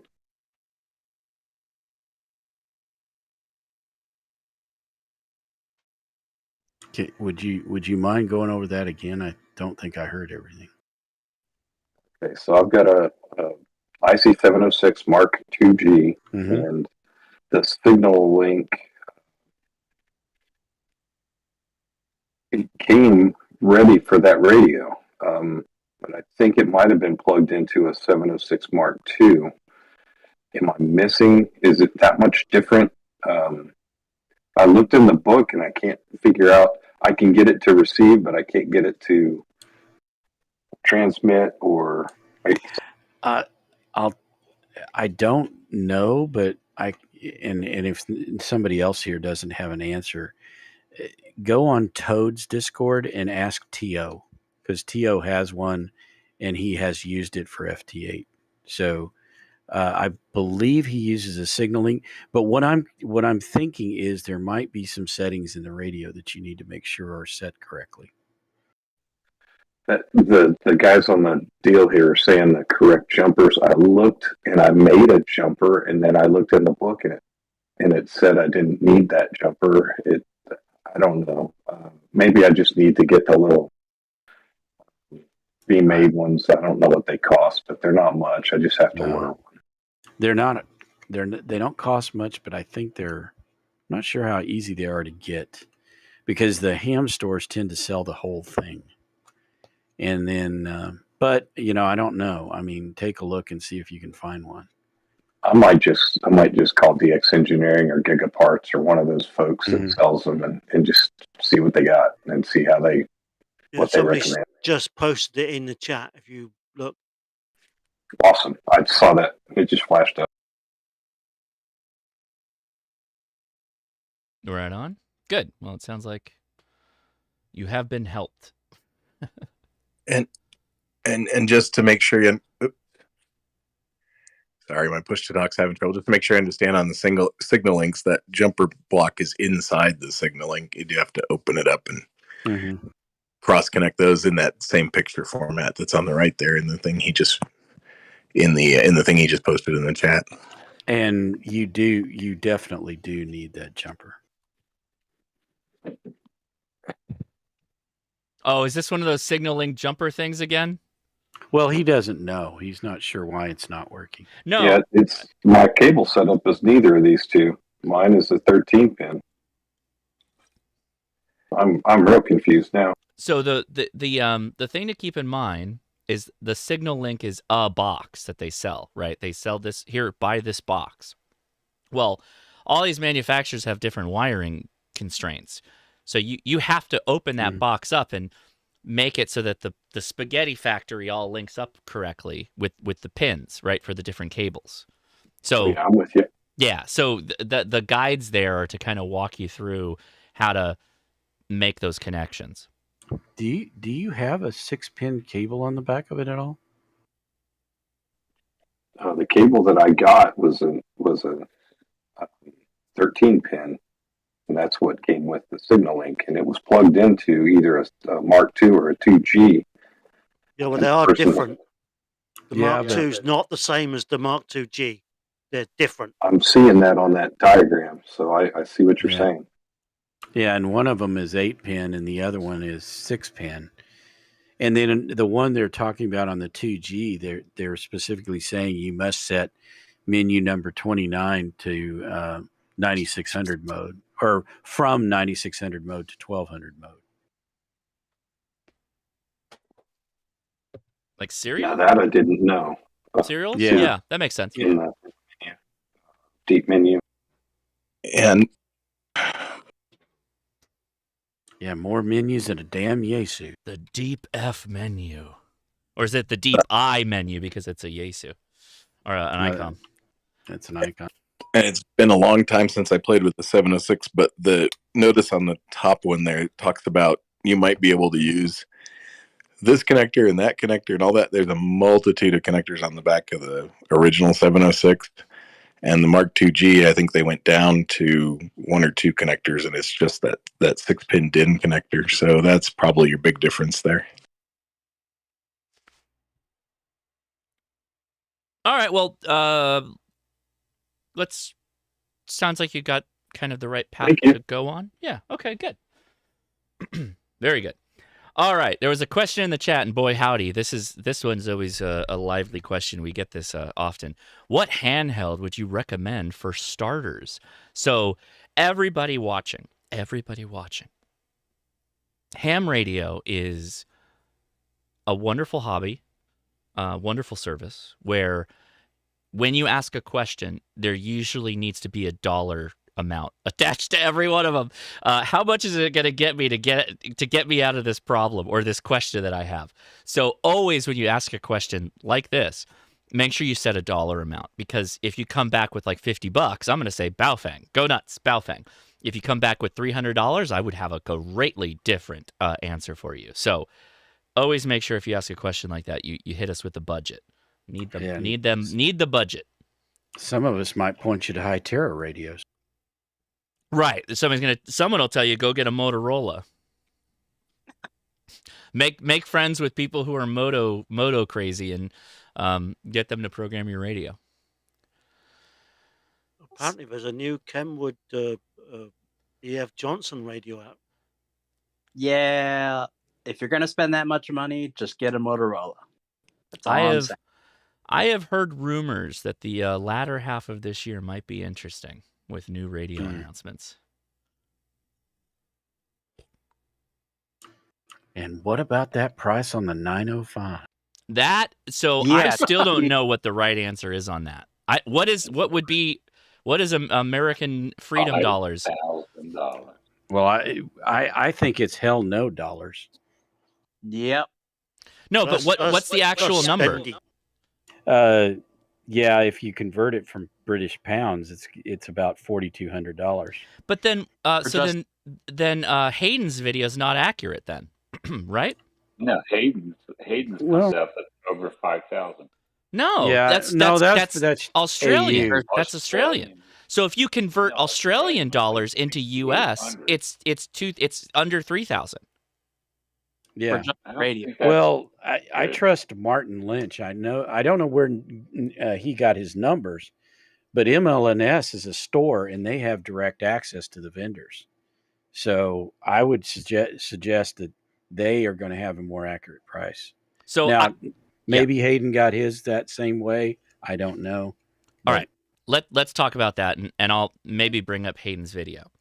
So if you take Australian dollars, right, for the price of the 905 with the 10 gigahertz add-on, right, Hayden did a breakdown of what you would pay to get the same setup, right, in Australian dollars, so apples to apples, versus the Australian price of the 905 for the same capability. And they were off by, it was like $400. Yeah. So it is more expensive, but it's fully integrated. Whereas Hayden's example is, this is just a bunch of boxes you got to slam together to make work, kind of thing. But so then I have to go back to how many people have actually built all that stuff that Hayden's talking about building. Hayden. Hayden has. I don't. Yeah, and I don't know a Hayden anywhere near me. Hayden and Gordon West. So I got a Gordon West in my backyard. I can go hang out with Gordo and figure out how all this stuff works. But and then we'll point the antennas at Hayden and we'll make a contact. That's how we'll do it. I don't think you can get that far. No. Well, you can get to Hawaii, but we wouldn't be able to. Well, from where you are, from where I am, I've got your mountains in the way. The Rockies as well. Yeah. See, that's the thing. I just don't think there's that many people that are interested in that. I get it. For some, and to me, for the price, well, even then, even if you could get it cheaper, it has to be like dirt cheap, like in the hundreds or $200, $300, $400, $500. Well, Baofengs are, but if it was even a G90 is that. What I'm talking about is some kind of radio like that gets you started in that mode. If there's nothing out there to get you started, you spend too much money to just to say, "Hey, let me try this out." That's too much to try it out. So, Dan, I think a very interesting comment. I think you're right. There is a scale question here, right? So, obviously, 7,300. How many of those things do they sell? Tons, right? 905 is going to be a niche. Everybody knows that it's going to be a niche radio, right? I think that I would like to believe that it would generate interest into super high frequency, but even if it does, right? The problem is still going to be, who are you going to talk to? You need someone else with a similar capability set that you can talk to. Otherwise, it's like, it's not HF. You don't just put an antenna up and talk to the world or the country and say, hey, what's going on? Come talk back to me, right? I think whomever greenlit the whole project at ICOM, they're kind of doing it as a labor of love. Like, it's a super niche thing or something they're very passionate about, but also we are speaking as Americans, and we're kind of talking on behalf of Hayden, who's in Australia with a huge landmass. In Japan, it's probably way more effective in Japan, right? Well, didn't Ray say that a lot of their radios come out of Land Mobile? And I'm wondering if Land Mobile now has a requirement for those bands. And that's why we're getting it. I don't know. I think it's Maybe- hams in Japan that want to do super high frequency. Well, he said before. Sorry, Ray had said before that they were not interested in what hams want. They are more interested in what they can sell to Land Mobile, and then they take that and convert it for us. And that's why we have DPRS. Where'd you hear that? On your live stream. No. I specifically asked Ray that question, and he said that they just don't invent things. They pull it from Land Mobile. I'm sure some things, but this is not one of those things. Okay. Not at that. You don't think? I No. can see why it would be, because that's where we're playing in 5G. So it's frequencies that we've been using in the cell industry for years, and it's very likely that they are producing that for Land Mobile. They may even be making the radio heads for guys that are doing enterprise level 5G. So, okay, we got the radio heads. Let's see if the hams want them. The issue with ICOM specifically is that their other business and Land Mobile radio stuff is like severely under, I don't know how to say it. The stuff they make for commercial is nothing compared to their ham radio gear in terms of build quality and actual like features. Yeah, I wouldn't say I wouldn't doubt that. I just think they sell them for a hell of a lot more money. Let's talk about. Yes, that's true. Let's talk about Japan, though, for a second. As far as the landmass, lots of mountains, lots of people that go portable ham radio, and then just lots of densely packed people to begin with. So And the landmass is small too. well, exactly, right? So it's actually it's probably going to do pretty well in Japan, I'm guessing. I think that there's probably a lot of people that they can't. You notice how like the first antennas that we saw at Hamcation were omnidirectional? Because if you put that on top of a building in Japan, again, depending on the city, one of the larger cities, you'll probably do okay. It'll probably be actually pretty fun, because then you can move data around and you can do amateur television like within a relatively small space. But then they don't have to go that far to get up on some high mountaintops, and they can be doing amateur TV between mountaintops, and Honestly, much easier than we can. Honestly, I would like to see like this guy that we talked about it briefly on in the chat earlier about the guy that's doing TCP/IP over ham radio on over 440. Well, think about that at like 5 gigahertz. Well, we already do 5 gigahertz, right, with Wi-Fi, but take it on up to 10 gigahertz and use 10 gigahertz microwave links like they've been doing commercially for years. Arden. Well, this would be way faster than Arden and way better. Yeah. Well, Arden's pretty fast. We get 500 megabits per second on microwave links over in India. So, but you said UHF. Where are we? No. I'm saying he's developing it for UHF. But if you take that same development and then now apply it to 10 gigahertz, right? Oh, because yeah. right now, because the bandwidth. they're only able to get the speed of about a 56K modem. And we know, because this is how we build our radio heads, we're up at, 3 gigahertz and above, up to 6 gigahertz, in order to give you guys your 5G cell phones. All right. And we can do data over that a whole lot better. Now we're never going to get the data rates that we get on 5G, because we do compression and all kinds of things that we're not allowed to do in AM radio. Right. So ours are going to just be better, but we're probably 5 to 10 times better than the 56K modem. We may be even up to the 1 gig link capability. Oh, Don, which would be fantastic. Yeah, right? yeah. I'm never against better, faster digital modes, even if it's just straight up networking. That's fantastic. But really, our big problem with ham radio is our restriction on the baud rate thing.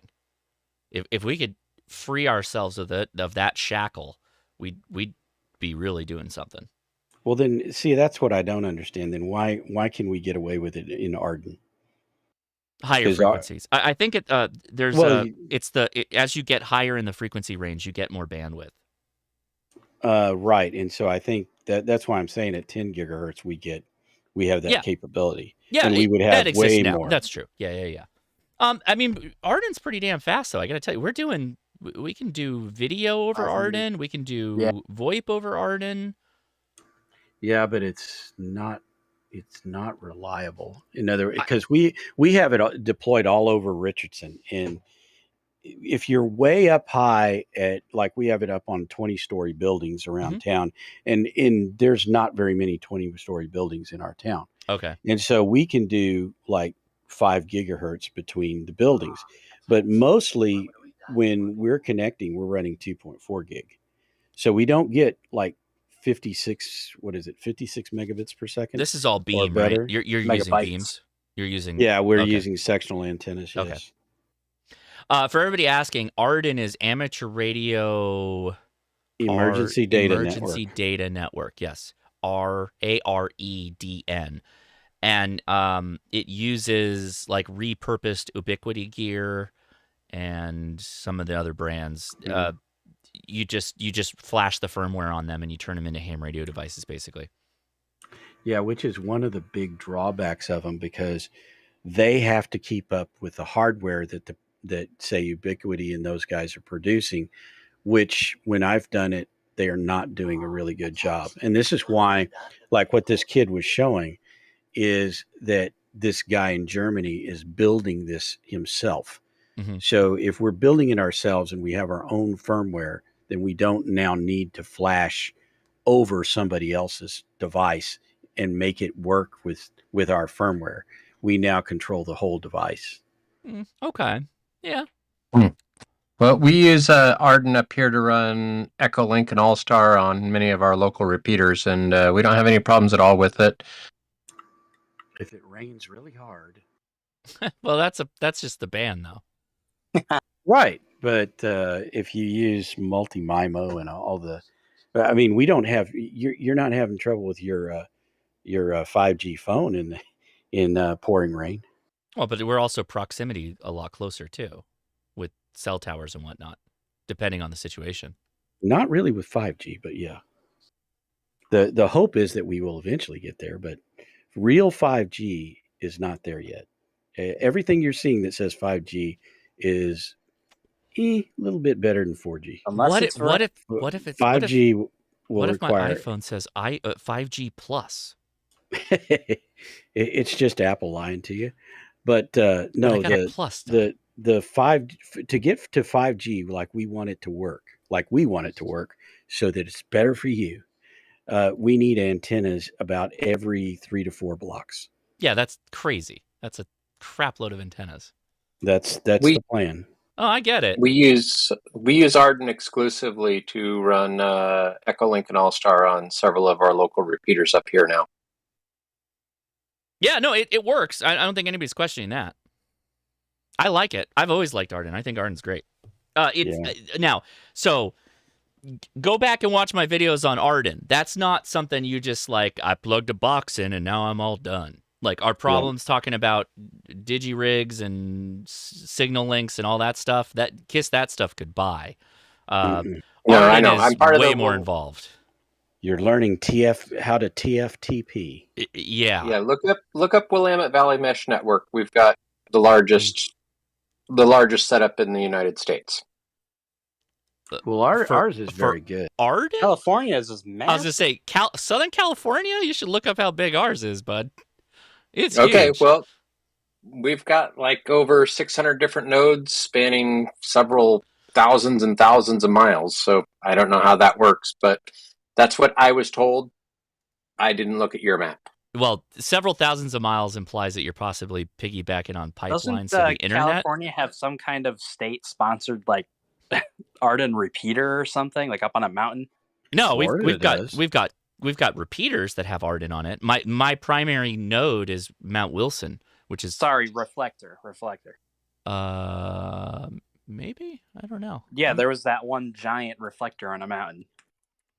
Well, there's tons of Arden repeaters. What about the one that Jason Ham Radio TV has? That's quite a mountain. But that's it. Oh, well, I mean, he's all pipelined. Well, anyway. Yeah, anyway. Oh, I don't want to download I just want to see the map. Show me the map.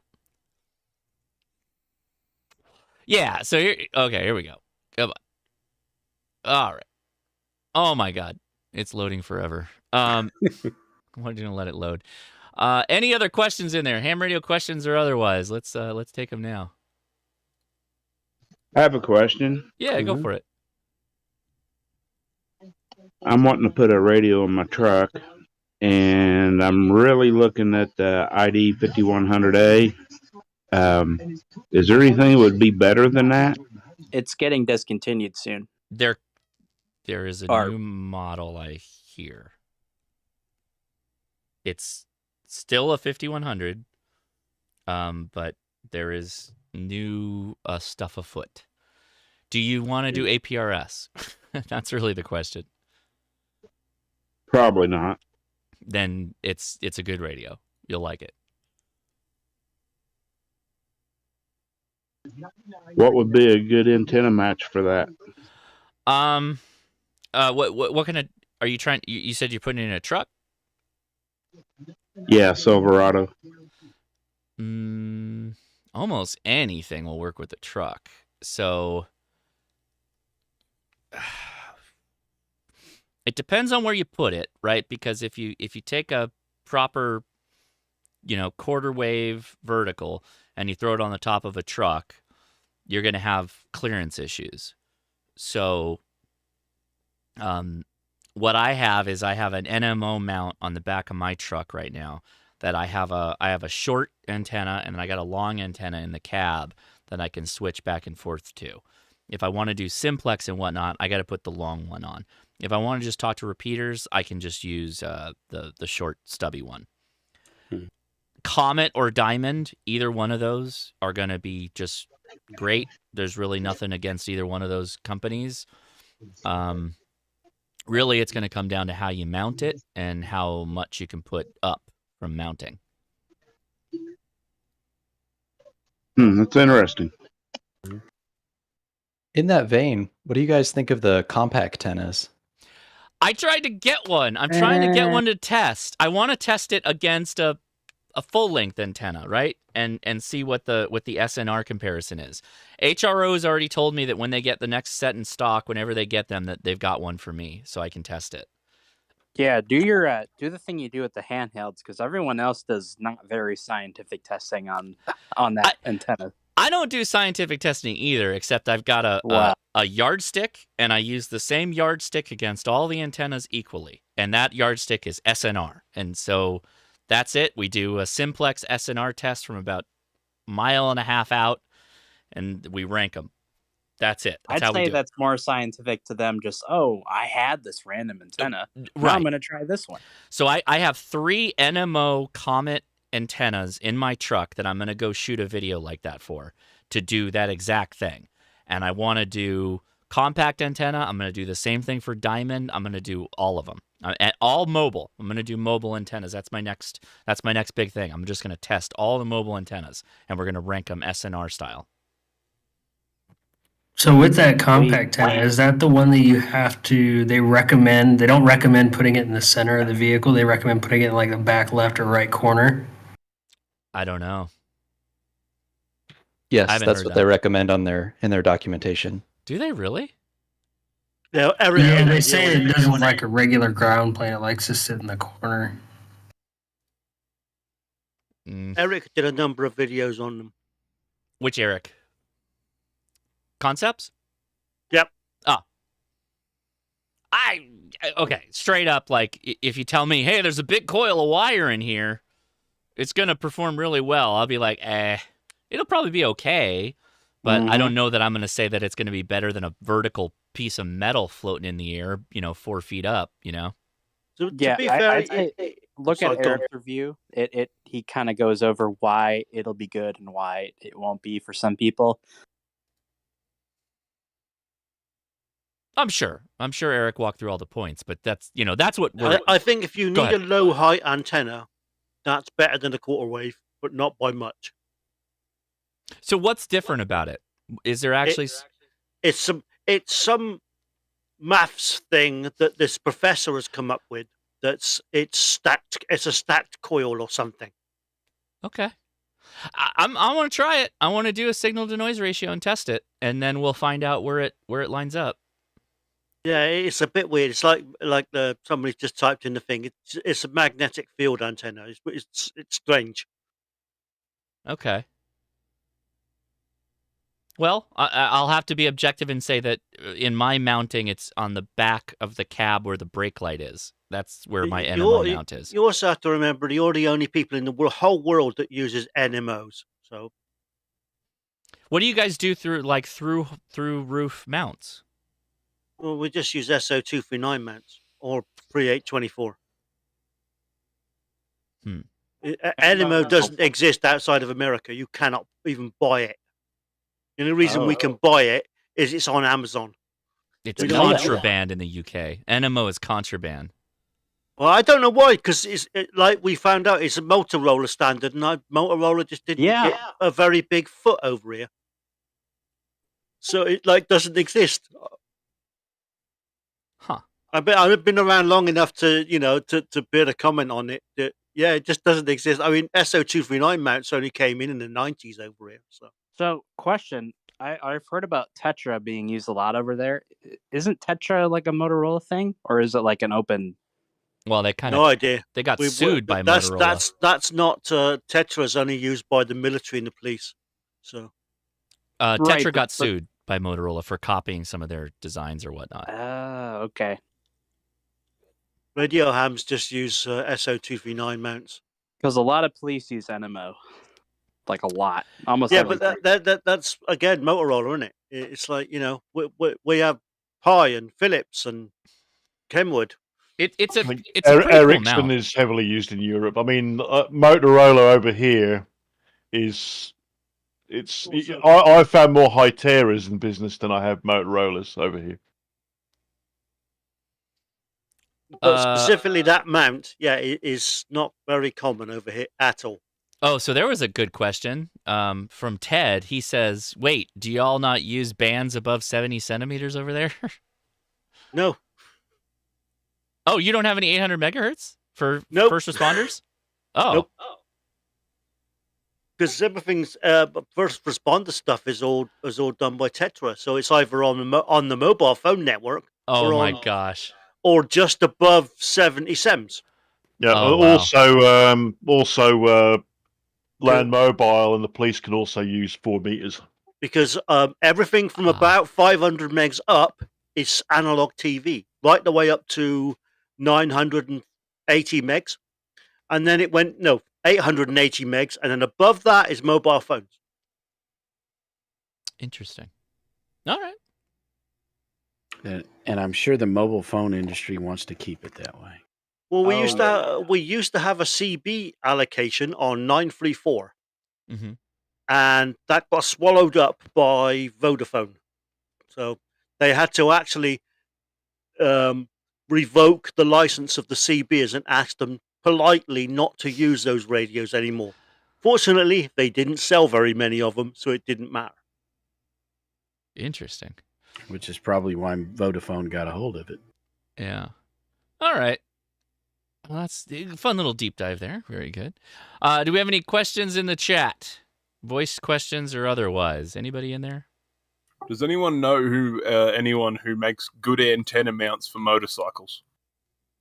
Yeah, it's called Black and Decker, Steve, and a big a small piece of metal to the nearest metal object. Yeah, can you just weld a plate on the side of a frame piece and do that? Steve, you tell me where you want to put it. I'll show you. I'll draw you a design. Ripper. Oh, interesting. Jody pulled up the deets on the compact antenna, so it's like a sheet of rolled material. It's not a coil like what I expected. So like capacitor, isn't it? Yeah, it's almost like a rolled up capacitor looking thing, but there's probably some appropriate amount of gap there between it. So interesting. So now I'm also pretty intrigued. I'm down if it's a good performer and it's toilet paper tenna. If it's a good performer and it works, while being lower profile on a truck, heck yeah, I'll take it. All right. Any other questions? Go for it.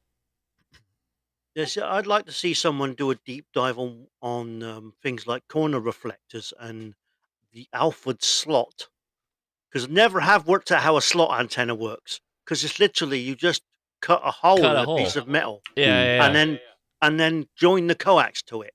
Yeah, there's a guy in our that did a presentation for our club, and if you could ever get him on, Josh, you'd be great.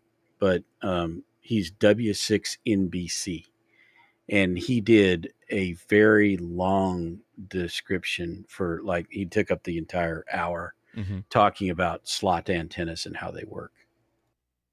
And all this experimentation he's been doing with them for the last 20 years or plus or so. All right, so I got a question on Grid Tracker. By the way, Russell, I don't know, Russell, if you're still out there listening on Facebook, but I didn't hear back from you, man. What was the log you're using? Question is, how did I get my Grid Tracker to look this way? So if you go to Grid Tracker and you hit the little gear for settings, and you go to Map, I'm using Flat Blue by Cardo, no labels. That's what gives me this bluish, blue on blue color. And then all these little boxes that have colors, you can adjust those. Your QSX path, your QRZ path, your receive path. My receive path is set to pink. That's why it shows up as pink like this. And then when I'm working a contact, it shows up as red. And I think I'm going to change that. I'm going to change that to green. I want something with, there we go. That's the type of color I want. So now when I make a QSO, it's going to be a bright green line, dotted green line. Yeah, Frank, no problem. Glad it helps. Yeah, Grid Tracker's great. I love Grid Tracker. I mean, as somebody who live streams this, it's a lot more fun to look at a map of what I'm hitting. I'm hitting all the way into Europe on 20, guys. 20 is still open, which is good news. That's all good. Oh, my WSJ died again. WSJTX died. Oh, no, it's back. Never mind. Is it back? Yeah, we're good. It hung up for a second there earlier in the stream. But yeah, this is always the nice thing to do on the live stream is just have this going. All right. Well, I think we answered a lot of questions today. Hopefully we helped everybody out. Okay, so no newcomers, anything like that. If you're any newcomers in there, we're happy to have you. Just yell out if you want to say hi, but we'll just open it up to just random talks on anything, any topic. Go for it.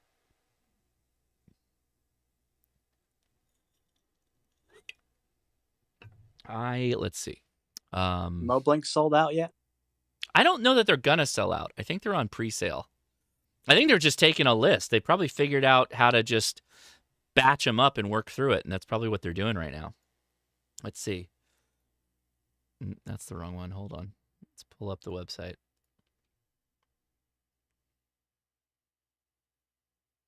Oh man, where did I put it?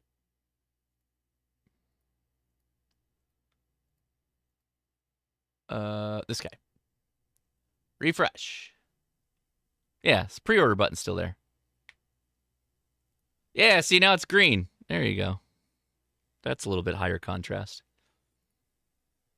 They'll probably just keep taking orders. Why not? I mean, if you think you got a pathway to build them at this point, just take the orders. You're going to have a lot of people that have been waiting for them.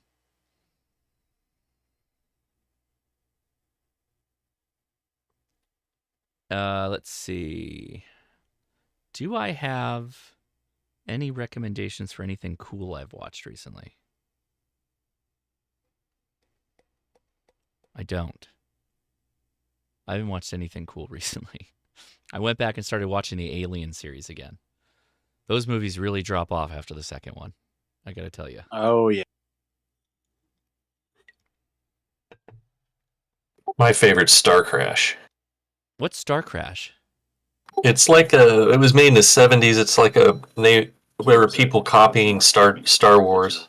Oh, okay. Like Spaceballs? Not that bad. It's kind of between serious and campy, if you know what I mean. Okay.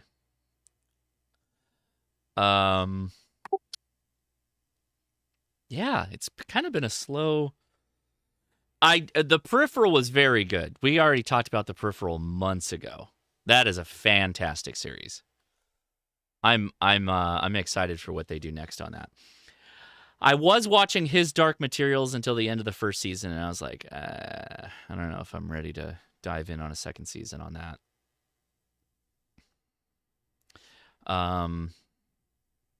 Oh, you know what? Now that I'm done with all this, I could probably fit that on the.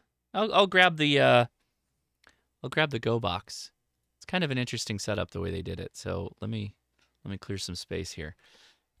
So let's see. Oh, Josh, did you get the Sark track thing? I did. And did you get it too? No, I didn't, but I'd love to see a video. Yeah, I need the cap pieces. So there is a when you do the tripod mount, you have to use a cap piece that goes on top of the tripod. And I don't know where to source that thing yet. They talk about it in the instructions on what it is and where to get it, and I looked it up online. I wasn't able to find what it was they were talking about, so I'm not sure what to do yet. So I think I'm going to take the tripod that I'm thinking about using and the little kind of flange piece that they send you in the kit down to like Home Depot and see if I can find the cap for it that I can screw into. Because if I don't have that, it's not going to work very well. Did you ever get your parts for the SBitX? No. Hmm. No, I don't like when you talked about that. I never heard anything about that. Wow. You should probably mail what is it, Farcon or whatever, and find out what the deal is, because I've had mine for weeks. I haven't had a chance to do anything with it, but what do the parts do?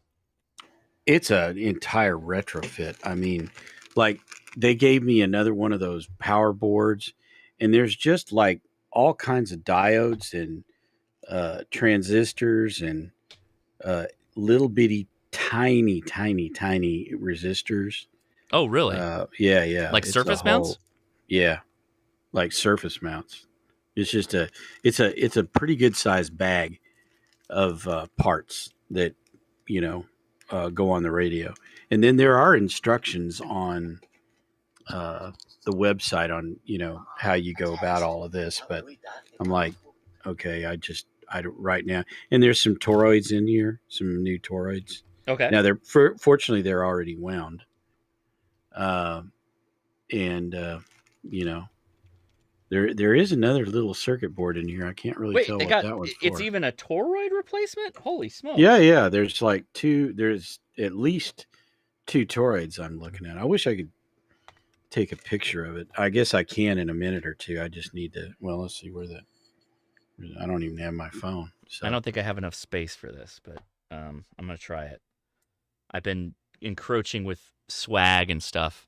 Let me grab that Go box. Broad ham radio question. Sure. Hey, when it comes to M17, that's the newest thing I've heard about. The new digital mode. It seems to be on ground floor still, even at this point. What's the best way to get into it rather than the MD380 replacing parts and firmware? Are there any radios coming out going to be available to it? That kind of thing. I just if there's any kind of information about it, it'd be appreciated. Well, they hope to get it in some radios, but they're going to have to get to a development stage where they feel confident enough to release it for that, because I haven't heard that they're yet confident enough to say, okay, this is version 1.0, and then any future development is towards version 2, something like that, where a manufacturer can take version 1 and put it in his radio, and some other manufacturer can put it in his radio, and that version 1 plays with version 1. But I haven't heard they're at that point yet. And so everything that is M17 that I've heard of is still basically experimental or in something that is easily upgradable. Oh, we got some gray line popping off on into Europe right now. Hold on. Let me show you guys if you're trying to chase so gray line's coming up on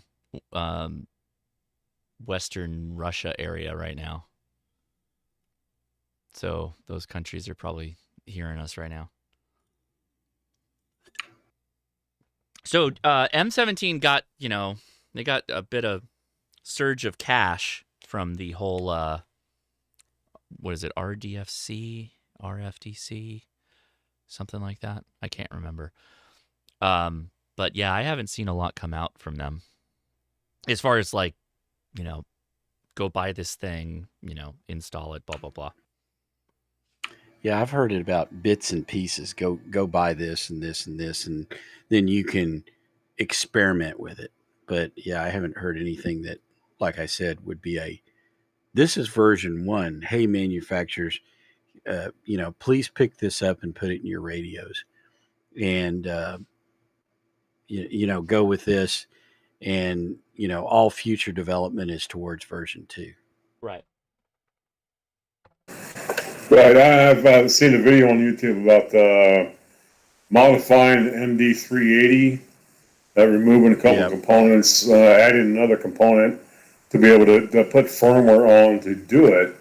But it's a newer digital mode made by hams for hams. Right. I was just interested in that. Yeah, we're all like really excited about it, but it's like it just seems like it's they're still in early development stage, and maybe not. When I say early, it may not be early, but by the way, there is an M17 Discord where the developers get together, and they would definitely be able to tell you more. But yeah, those guys are super active when you talk to them and stuff like that. They're down to talk about all of it. They come on Jason's stream every once in a while. All right. Yeah, I see his URF reflector, whatever, has M17. The Aprius droid, I can use that to get into it. So it's just the newest thing in digital, so I'm just interested in it. Hoping y'all had some insight. Thanks. Thanks a lot. Yeah, sure. But I don't think it's newer than this TCP/IP over 440. But yeah. Yeah. I don't know. To me, that's exciting. But is that like that little? Is it based on that little? I don't know what it was. It was like a kind of just a box you plug an Ethernet cable into, and it had a radio in it. The same guy. Well, it's modern. What is it? Modern Ham. He did a video last week on it. Oh, And I think I'm talking about something like Tech Minds did a video on like a year ago, and then just recently did another on a version 2. I don't think it's the same thing because I try to watch every single one of his videos or Tech Minds videos, and I just saw this because he basically starts this off with TCP IP over ham radio. And I'm like, okay, yeah, we haven't seen that before. I say that I don't know. I mean, Josh, did you ever do SLIP or PPP? No. What's that? Serial line IP. So you'd literally send TCP IP over a serial port. Oh. That's what SLIP was. And then PPP was kind of the same thing, but it really wasn't TCP IP. It converted it into something else that went over the serial line. Oh, that's kind of cool. But, yeah, we had those a long time back.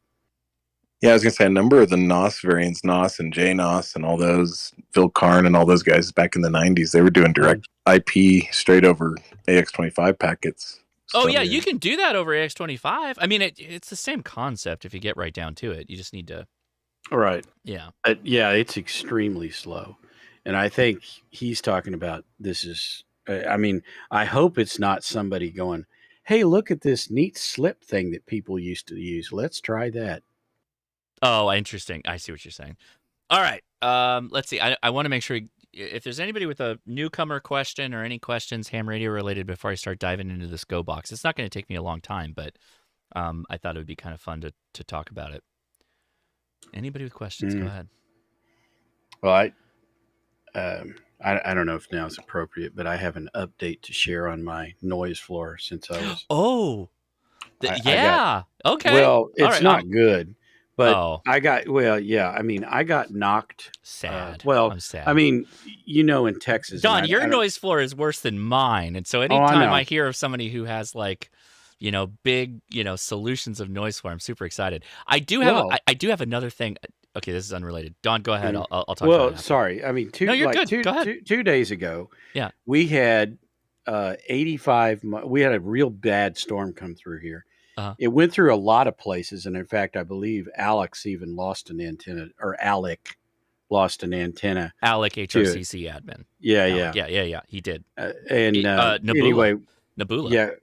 Oh wow. Yeah. We had the 85 mile an hour sustained winds in Texas, or actually in my area, for over an hour, and so anyway, during that time, of course, we lost power, and I was literally out of power. As you do in Texas. Yeah. As you do. But unlike the last time I lost power, it was warm and comfortable. Right. I came in here and fired up the radios. Good. And my noise floor was S2, which surprised me. I'm like, why? Because the entire neighborhood, all over, was out of power, and yet I'm still seeing birdies. I'm seeing a general noise floor of about S1 to S2, but I'm seeing birdies and all kinds of like peaks and stuff all over the band. Of course, I don't hear those normally because my noise floor is higher than they are, but I was surprised I was seeing all of those. So and is this got a solar near you? Is this widespread power outage? Meaning, yeah, the entire neighborhood, like probably solar 24 blocks by 24 blocks. Solar. I don't have any solar near me. No, not. Are you sure? Well, sorry, excuse me. I take that back. One guy has a solar panel sticking out into the alley about two doors down. So maybe that's it. Start slapping some toroids on there without him knowing.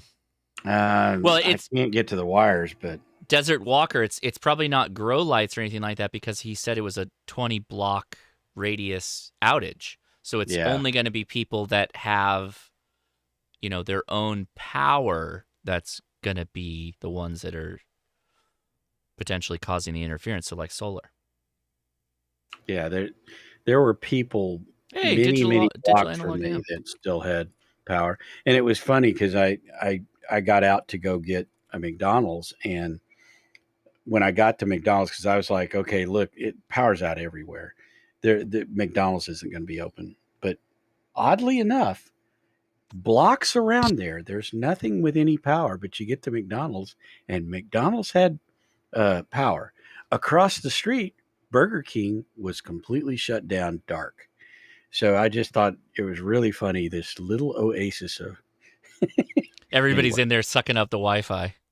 Yeah, there were people in there, Mhm. and now I don't know that they had Wi-Fi, but who knows? I didn't go in. I was out in the parking lot. I'd be setting up ham radios in the play place. Can we tune up the play place? Yeah. With ham Well, radio. I mean, my radios. I've got 100 amp hour battery here. I've got the Big Geek, which and by the way, I have used that thing for 4 different ham radio or POTA activations. Mhm. I have used the 891 at 100 watts on every one of them. Yeah. And, made 35, 40 contacts on each one of them. That thing is down like this thing has probably 20 bars on it, right? It's only down 1 bar.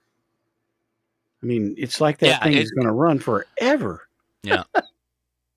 I think it's cool that Mike's doing that. I think Mike's a pretty industrious guy, and so his battery packs, and he started dipping into the little, radial thing for the Buddy Stick Pro. It's really cool. He's doing all kinds of fun stuff. Yeah. And I'm glad he's getting into. Hopefully he can do what Callum did, right? Hopefully, I mean, yeah, I love all these like little cottage industries in ham radio, and we're seeing it with some of our friends, on the YouTubes. I think that's great. I think it's wonderful. Mm-hmm. Okay, so let's see what we got here. So is this there's my.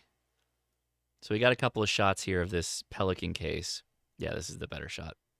So this is a 1501 case. It's a roller case. It's got wheels on it, which you can see down here in the lower left. So it's got a little handle to drag it along. This thing, it's perfect because I can just throw it in the truck and that's it. Like I just need an antenna basically. So the person who made this, and I'll turn it around so you can see it. If you're familiar with the 7100, you know that it's got a it's got 2 antenna ports, and so it's got a HF and VHF UHF port, and then this is a little flip-up door for the power plug right there, and that's the pull handle. So turn it back around. I'm going to open it and then slide it under.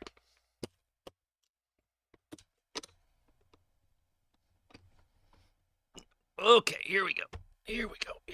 Go ahead. Walk it in. So, I didn't know when I was walking up, by the way, I got to put a tether on this thing really fast. I didn't know when I was walking up that this is like a full-fledged box. I thought it was just a 7100 like in a box. So this is a LDG AT7000 tuner that's on top. And there's a fan, an exhaust fan for heat. And then underneath, here's the mic. Underneath this, and it is glued down, so I don't really want to, I kind of already popped it open because I needed to know what was in it. Let's grab a flashlight.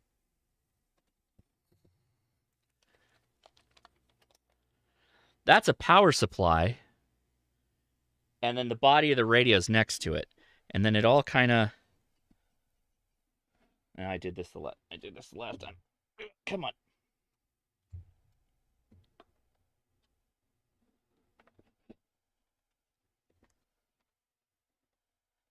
Note to self, don't pull that up anymore because the power plug gets in the way.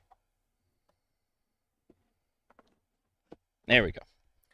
But for me and my truck, it's pretty nice because I just take the power cord and I plug it in and it starts up.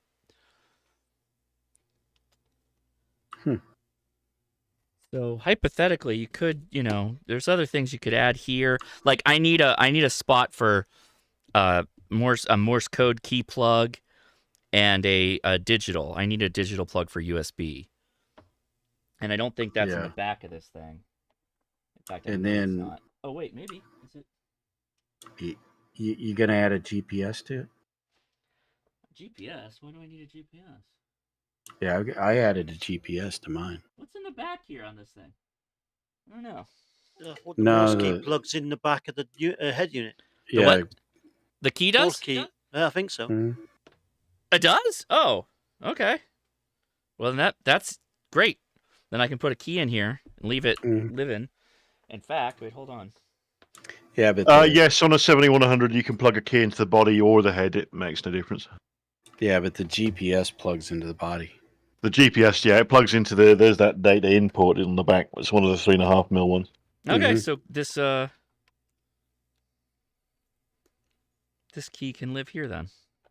Here's your new home. Done. That is the Palm Mini Paddle. And we know why we use a GPS on it, right? For the VHF UHF. Well, yes, but what are we using it for, though? I'm sorry, I'm being an idiot, but the memory channels, if you had memories loaded for D-Star. Well, for find repeater near me, that's what it's for. Right. Yeah. Same as the 705 and the 5100. Yeah. To me, that's a better 5100 than the 5100. I think that is probably the best thing that ICOM has going for it is that find local repeater thing. Mm-hmm. How does this thing? Go ahead, Don. Sorry. Well, I was going to say I don't know why more radio manufacturers don't do that. Yeah, it's not like it's some kind of hidden knowledge. I don't know what it is about it. Well, and you talk to these guys, and I don't know, you may have even talked about it as well, that are going, okay, well, before your trip, you go through the repeater book and you find all the repeaters on your... No! I ain't got time for that. Yeah, that's... Well, to me, it's silly in the first place. What if I take a different route this time? And maybe I missed something. So, I mean, yeah, the repeater, find repeater is probably one of the best things about ICOM radios that I really wish Yaesu had, but whatever. Yeah, I mean, what else is the point of the GPS, right? Well, true, yeah. Well, APRS when they have real APRS. Yeah, well, yeah. You're right, Todd. You're right, of course. Yeah. But I mean, so that is the. In fact, this has a memory card, right? I'm gonna still have to pull this up to get to the memory card because I'm gonna have to load a memory card in it with the repeaters in it. Unless it's already been done, but then they do updates from time to time. Yeah. So everybody asking, this is an ICOM 7100, which is a VHF UHF capable radio. So this is an all-band radio. One of the best heads in ham radio. It's maybe if you want an alarm clock for a radio head, yeah. Oh, I absolutely love it. I mean, I think it's cool, but it's a weird. I mean, this is the head unit. It's a weird little boy. When it sets in a cup holder in one of those cup holder mounts. Oh yeah, that's cool. It is at the perfect angle for use. Plus, unlike a lot of the ones with flat faces, you can drop it and use it on a desk. You don't have to invest in a whole load of expensive accessories to make it work as a desk radio. Yeah. So and it's nice to the main good thing about it is you can plug the microphone and the Morse key into the head, run a 50-meter Ethernet cable from the body to the head, and operate the radio whilst you're sat on your couch eating crisps. Yeah, okay. So I like everything about the head unit. The body, you can hide that wherever. The body has the antenna mounts, all that other stuff. That is the standout thing. Now, if you try to put this on a Lido mount, like a stick, one of those arms, it's not great for that. But if you do that cup mount thing like Don was talking about, it's pretty good. Mm-hmm. And I've seen truckers stick that on their dash. I've seen one on the Lido mount. That works. You can. They make a special kind of gripper mount for the bottom, but it's kind of like sitting at the top doing one of these. Well, it's got a standard tripod mount on the bottom of it. Oh, you're right. It does. You could do that with the tripod. Sure, why not? Yep. Yeah, I mean, I sat outside Rob's car with a load of cable, and worked Belgium on 77s with one of those. I can't. I have nothing against it. I literally, I bought it, and then I drove 9 miles to the beach, and activated a POTA. And it worked fine. It worked absolutely great. I've never used one before, ever. I literally just went, oh, that's the power button.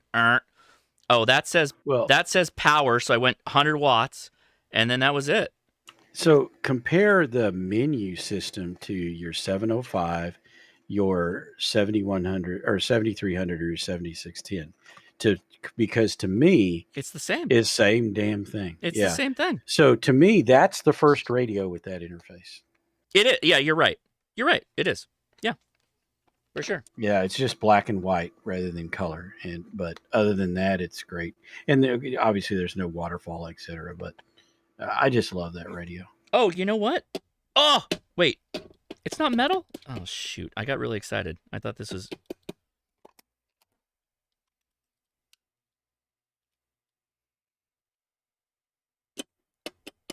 Damn, I thought that was going to be magnetic so that I could just key right off this thing. It's aluminum? Or yeah, what? I guess so.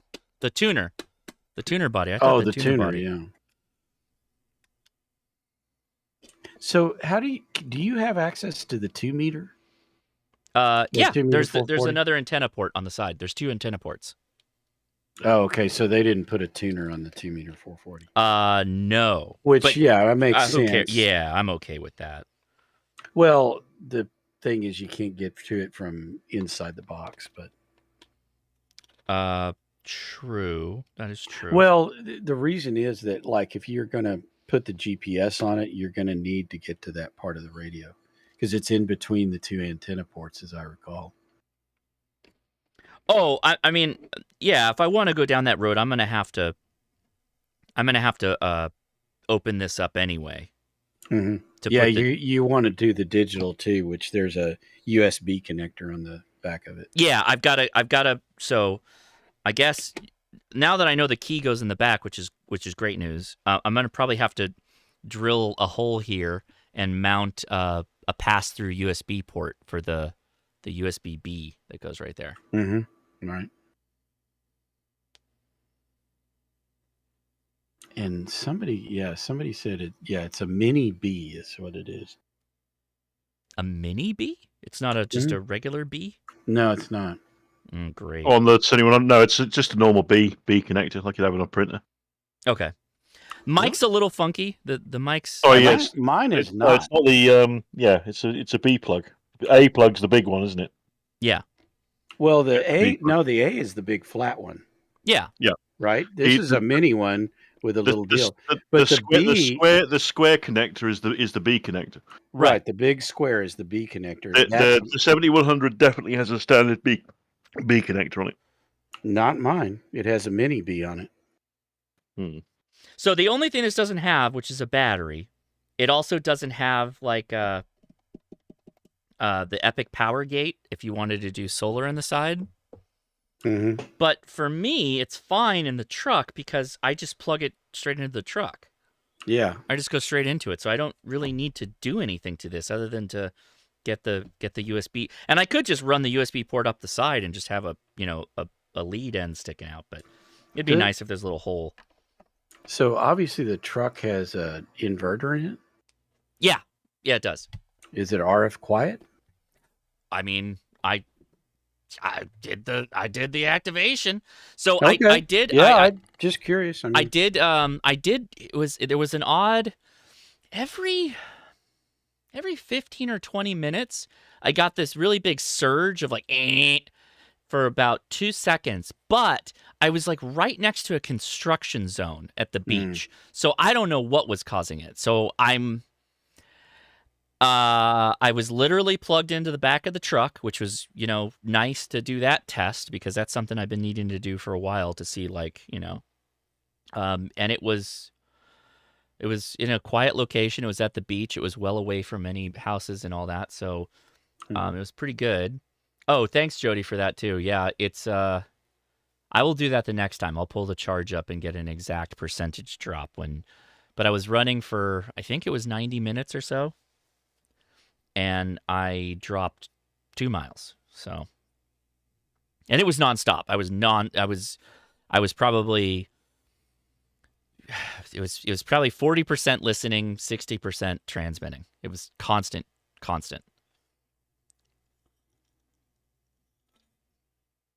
Hey, Don. Yeah. Yeah, you are right. My brain was addled. Josh, the 7100 has its mini USB. It's the old one. If you go back 10 years, it's what most mobile phones had in them. The Blackberries. Yeah, mini USB. Mini B. Yeah, I've heard it called Mini B. Yeah, it's USB Mini B. So if I get... Go find your old BlackBerry and use the charging cord. Yeah, I'll have to figure out how to do that. Yeah. I guess I could just get a really long mini USB. Yeah, I'll probably do that and just run the lead because who cares? There's cables all over this thing. It's not a big deal. Mm-hmm.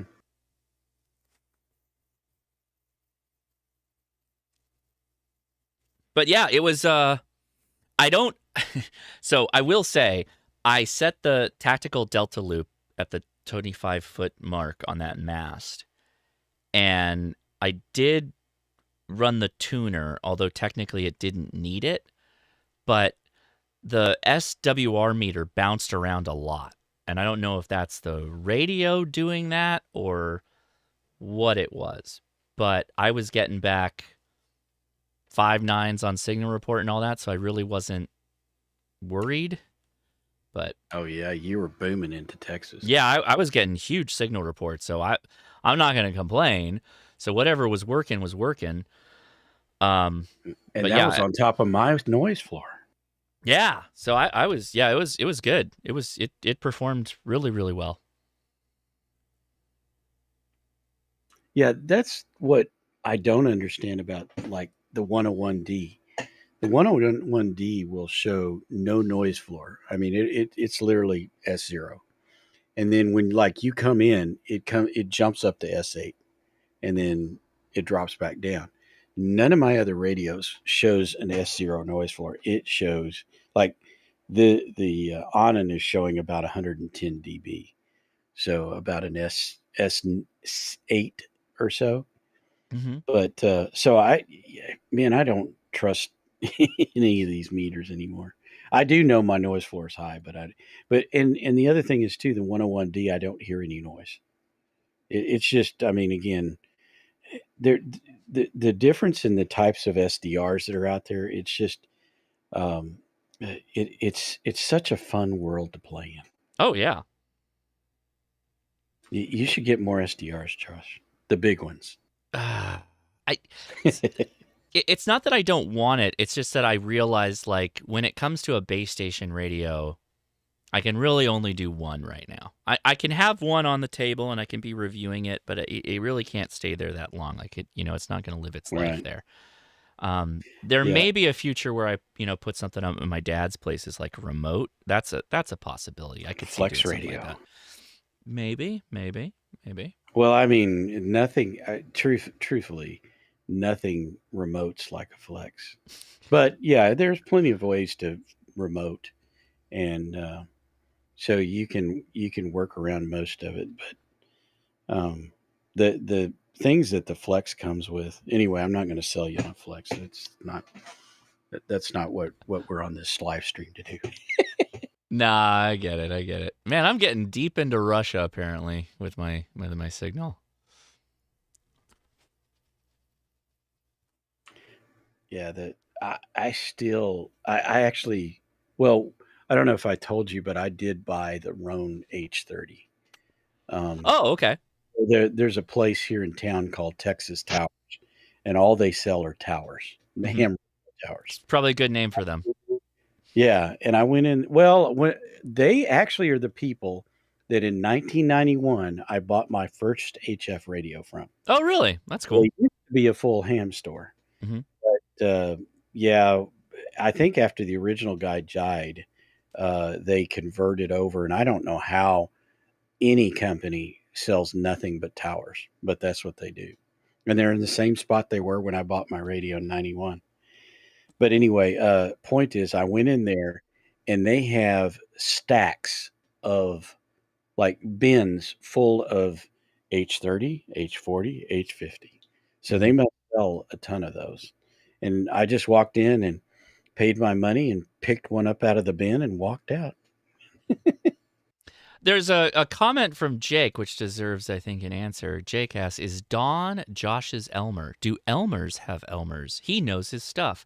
So I think of an Elmer, and really I like the term mentor a little bit more, but an Elmer could be one topic based. It could be multi-topic based. And so Don is definitely an Elmer in the sense that he's got way more experience in all of these SDR radios and has worked on other radios than I have that I've never touched. So he's an Elmer to a lot of people just by his mere being around and helping people out and answering questions. So an Elmer is not like, it's not like your sensei who you learn all the hidden jutsus from. It's like a person who knows more about a topic than you do that you can get their experience from, right? I mean, that's kind of why this after chat exists, is for people to come together of varying degrees of experience to help each other out. So Don's absolutely a mentor, and he's helped me out and given me good advice in the past. And Don's every time Don asks a question, and he, we try and help each other out. So it's all a part about, the way, the hidden radio jutsu. We got to come up with some Naruto headbands for ham radio. Yeah. Well, and I'll tell you who my mentor is, so to speak, in that regard, is Mike G0RFD. Because I mean, that honestly, Mike to me knows so many things because he's been involved in so many things for so many years. So, Mike, I really appreciate your knowledge, sir. Yeah. Oh, thank you. Love you, Mike. I'll send you the check. I'll send you the check, Don. Sure. There you go. Yeah, well, if anyone doesn't like me, G0RFD is to blame for me getting into ham radio.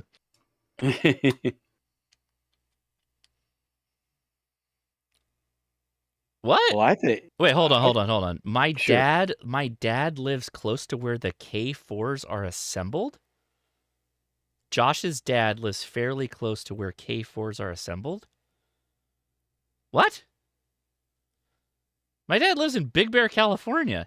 They're assembling K4s in Big Bear, California. That is the least good place to build a radio. What? What is happening? Jody, is that right? I'm losing my brain. There's no way. California, probably less expensive to be in there for a factory than in San Diego, like HRO just found out. Oh, couple 100 miles from where my dad lives. Okay, yeah, and that makes sense. But no, so HRO, that's a fun one. They just didn't renew the lease. That's all it was. Well, they said they would renew it, but it would be thousands of dollars more, right? Or I don't know that I'm at liberty to talk about this stuff, but it sounds like the company that owns the land was just non-responsive, and they just kind of wanted it to all go away, that kind of thing. Wow, that's what it sounds like. Yeah, there's a place near me that it's literally a strip mall. Mm-hmm. But this neighborhood is like kind of exclusive, but anyway, they've been trying to upgrade everything. And there was a baker there that everybody would go to. And the guy literally he said, I want a hamburger or pizza joint in there. Okay. And so their lease after like 15, 20 years came up for renewal. He wouldn't renew it. Just flat wouldn't renew it, and they had to move out and vacate and leave, and then 2 months later, there's a hamburger joint there. So, I mean, sometimes those landlords just are dead set in what they want to do. Yeah, I don't know how this key is supposed to go back in this box. That's one thing about these Palm keys is that they have a very specific way that they're supposed to do things. And I don't know what they were thinking with this box. Yeah. I just successfully remotely upgraded my Flex radio.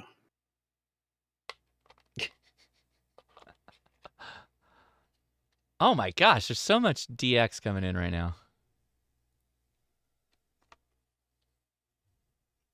Are you talking about HRO and SD? Yeah, I was just talking about HRO and SD. That was the thing we just hit. It's the SADs. I got the SADs.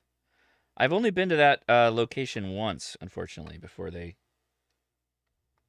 It was years ago for the Ham Jam, or whatever it was, the event they held a couple of years prior to COVID.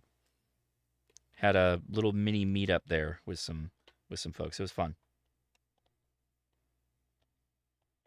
Okay, well, now this thing closes. Jeez.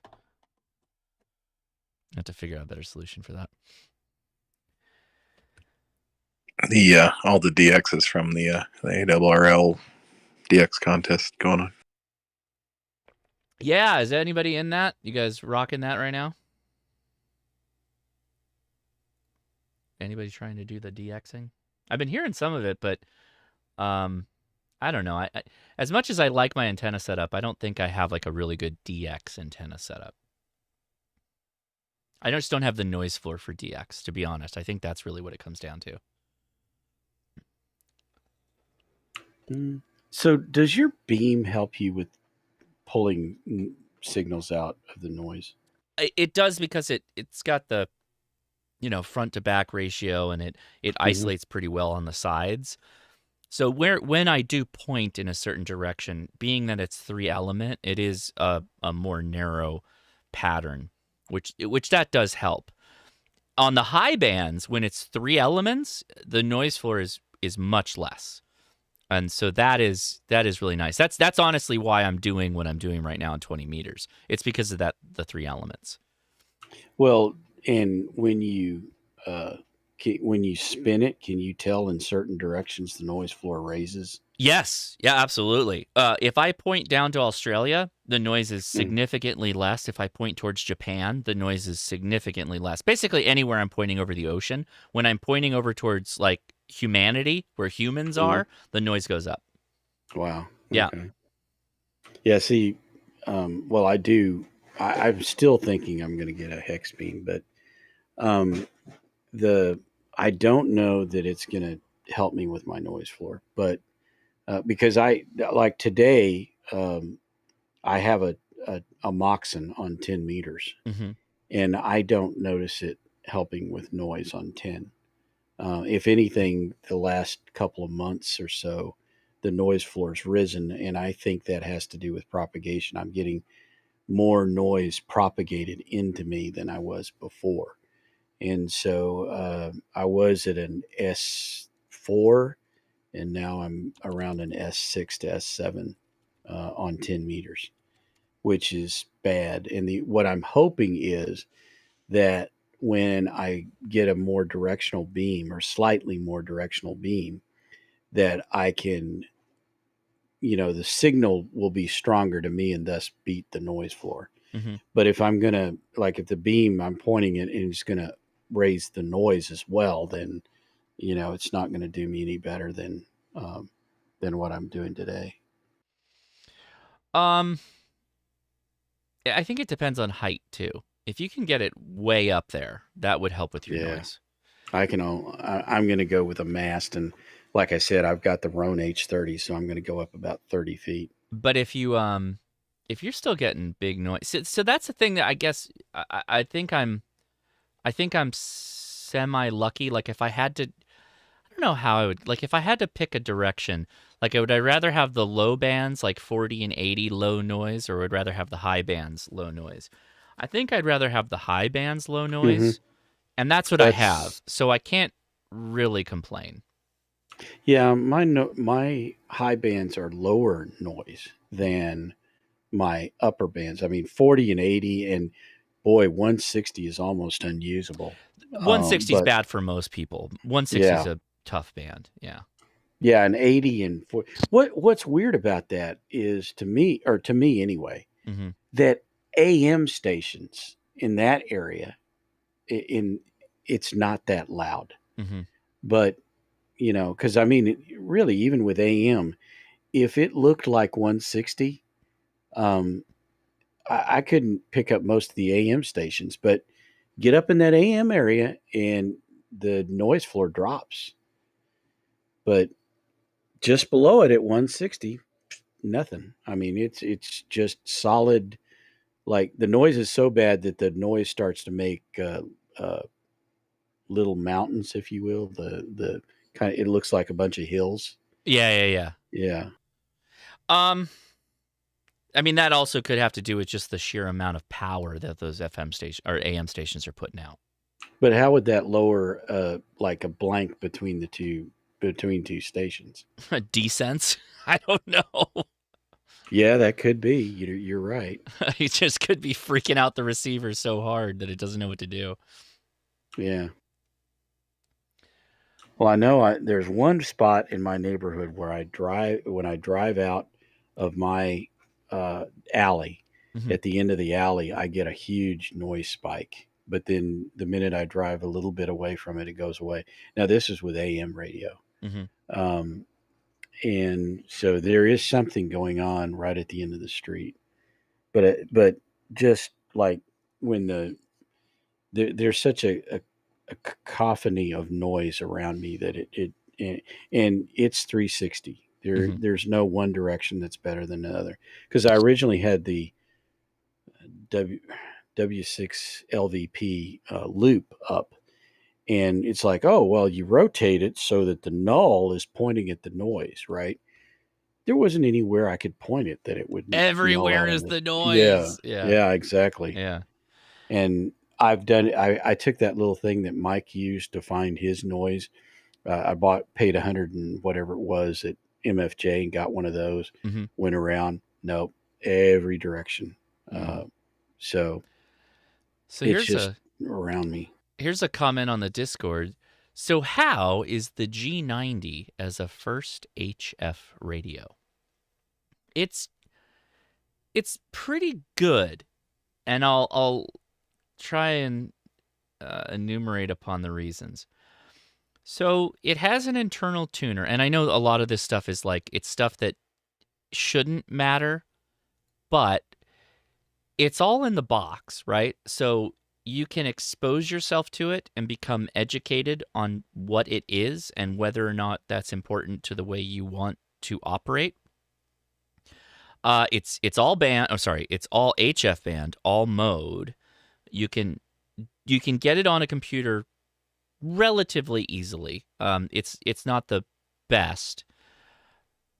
It will decode good CW. So if you got a good CW signal coming in, it'll decode it. The downsides of it is that its filtering is pretty poor. It's kind of like the 817, 818, where it just takes in all the RF and it just gives it to you. So if you're in a noisy environment, it could be a little challenging. On digital, you do need the fan sled to keep it cool. Is always my recommendation. It sounds fine. It sounds pretty good. And 20 watts is enough in most situations. If you go to a nice low noise floor area and do a POTA with it, 20 watts is fine. You'll activate no problem, assuming you've got a decent antenna. Altogether, it's not a bad starting radio because you get to experience so many things with it. It's got the internal SWR meter. It'll decode some CW. It's got a decent tuner in it. You can do a lot of stuff with it and just have fun experimenting with ham radio.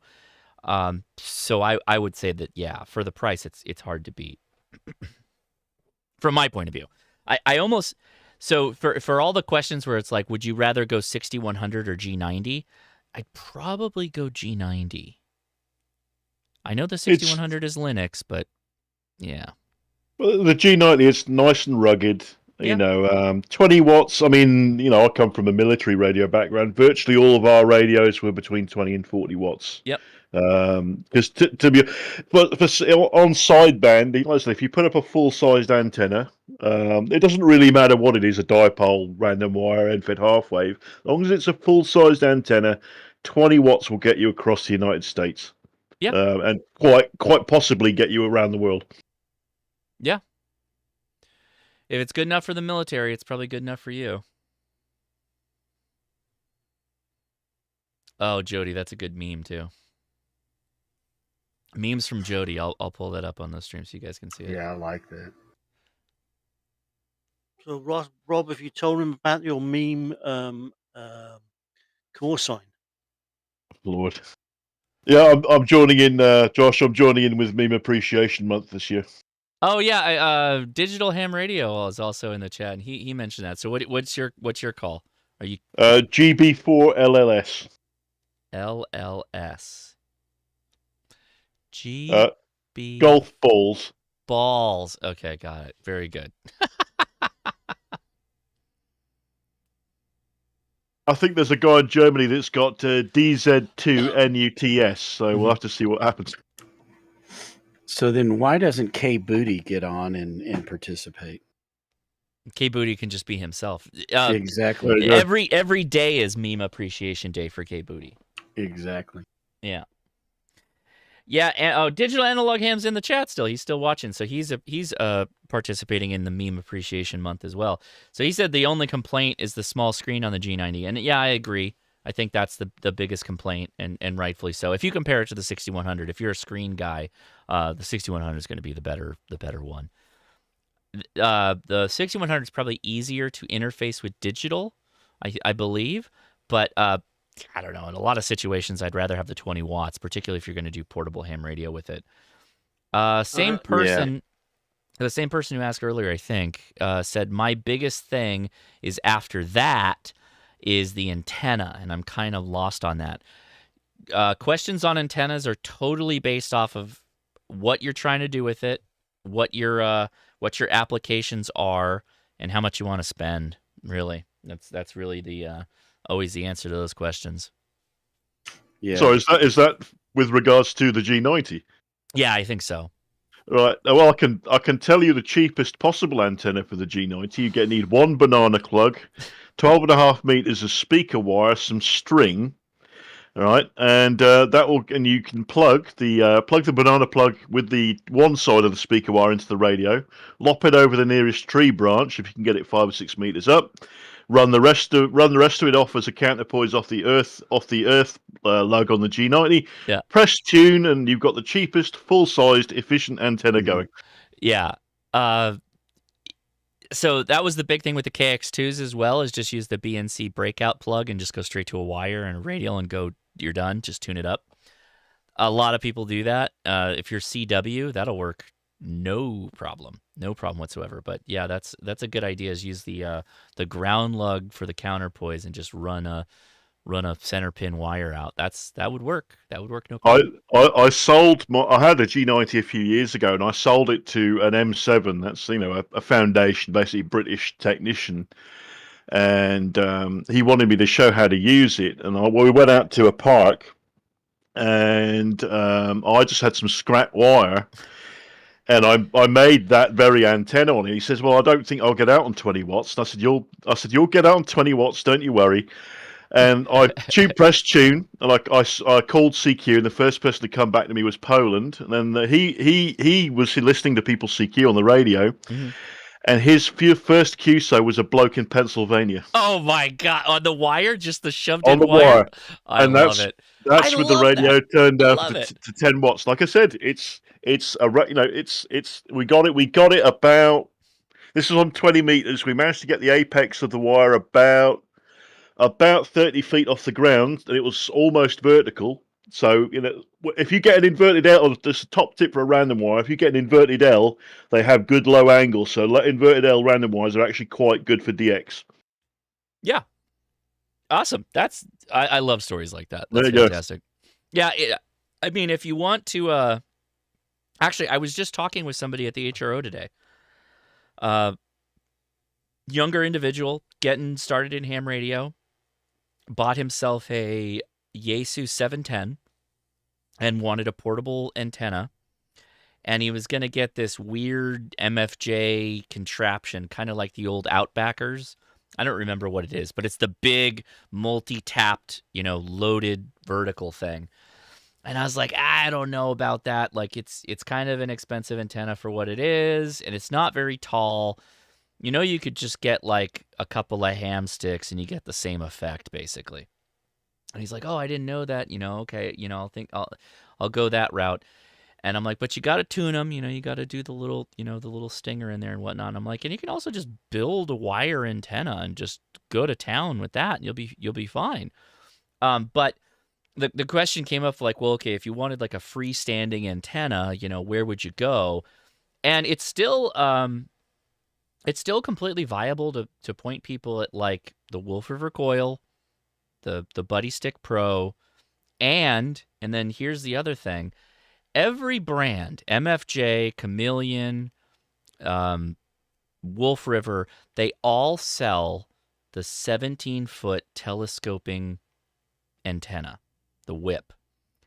You can mount that on almost anything, and you could put a radial system underneath that, and that'll tune up, like straight up. If you extend that thing all the way and you adjust it with your radio, just using the SWR meter on your radio, you can tune that up on 20 meters, no problem. So that means, because it's telescoping, it'll go all the way down to 10. You got to fiddle with it, but it'll do it.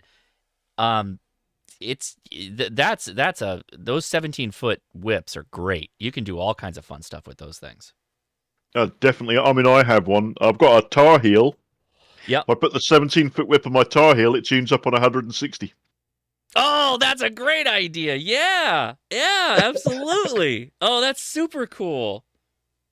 Oh, I love that. I love that. That got me out. I was in a POTA over here, and obviously POTA's not so popular in Europe. Yeah. And I made 9 contacts, and I was desperate to get the last contact. And this POTA was literally, it's in a really, really narrow, it's halfway between a valley and a ravine over this little stream. And I thought, well, who's the only person I know I can contact? So I got on here on Discord, and I got to Mike. I said, can you tune up on 160? And he goes, yeah, okay, I'll be tuned up. Give me 5 minutes. And I put the 17-foot whip on there, loaded it up on 160. Of course, because Mike was only like 15 miles away, I worked him. No line of sight, no skywave, pure ground wave, baby. That's hilarious. I love it. That's super cool. Yeah,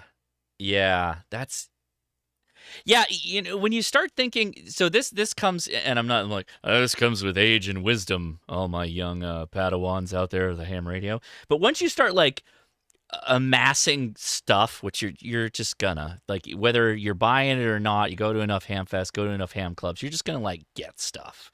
These telescopic whips, a lot of people have them. And if you start thinking outside the box with them, you can do all kinds of wild things with them. And they work really well. It's kind of like a little universal tip, is get one of these 17-foot telescoping whips. They're pretty cool. Because what I was trying to get this guy on, because back in the day at the HRO, you could go down there and you could get the old vice grip clamp that had the angle iron on it with the hole for the CB mount, right? Well, that CB mount is the same thread as that 17-foot telescoping mast. So if you think about it, you could just take that vice grip, right, which is the shield or the coax.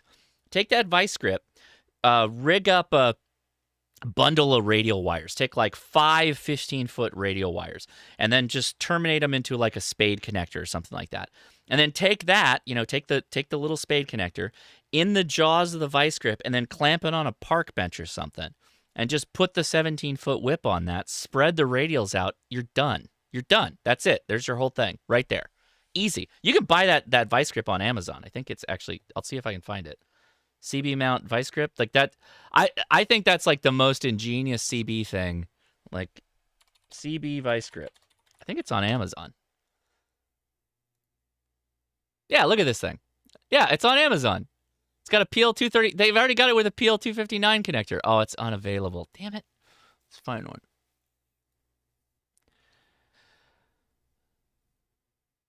It's called a Pro Trucker Quick Release Antenna Mast. $30. There you go. $30, and it's got the it's got a 3/8 24, which is what I expected. Oh, and it's got a hole if you want to put the PL230, the PL259 on it. Look at that. That's all it is. It's just some guy welded an angle bracket on it. I may buy that. I think I'm going to buy that. I'm going to do a vice grip antenna photo video. I just think about that. If you've got nice fat coax and plenty of radials, that would be good for legal limit. Yeah, sure. Well, I mean, if you got radials underneath it, then it doesn't matter what you're vice gripping onto. But if you vice grip onto like a metal structure, there's your radials. You're done. You're all set. There you go. You're done. Find that chain link fence somewhere. Yeah, just top reel it right on the top. I like it. There you go, guys. There's the hot tip. Get yourself a vice grip antenna clamp. I was doing some work on a motorbike once, and it said special pliers required. I'm like, oh. So I looked up the Suzuki part number, and it was vice grips. Yeah, that's funny.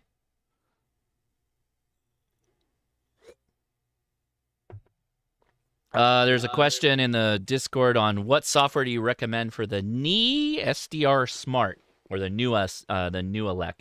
Just SDR Sharp. SDR Sharp. So the new Alecs are the same thing as the RTL SDR dongles. You just treat them the same, and so it'll do both of them as long as you got the DLL. If you run that install.bat file that we talked about in the beginning of the live stream. Yeah. All right.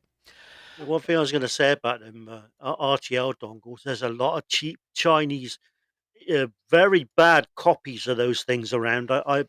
Unfortunately, I found one myself, so get it from the appropriate source that they tell you in that article. Don't just sort of buy them off of eBay, because some of them are really bad. I don't buy them off of eBay. If you want an RTL SDR, you can buy them on Amazon. I'm fairly confident that those are the legit ones. But you can buy direct from RTL SDR. And if you want the new Elec, which I didn't really go into that, and I really should have. The reason why I like the new Alecs more than the RTL dongles is if you're going into like a laptop or something where there's other ports that are adjacent, the RTLs are fat. Like they're too fat. The case just makes them too fat. The new Alecs are narrower, but they're a little bit taller, and those seem to work with multiple USB ports. Spider, the HRO Anaheim did not have those vice grips. I would have bought it. Would have bought it if it did, but I didn't. They didn't have it.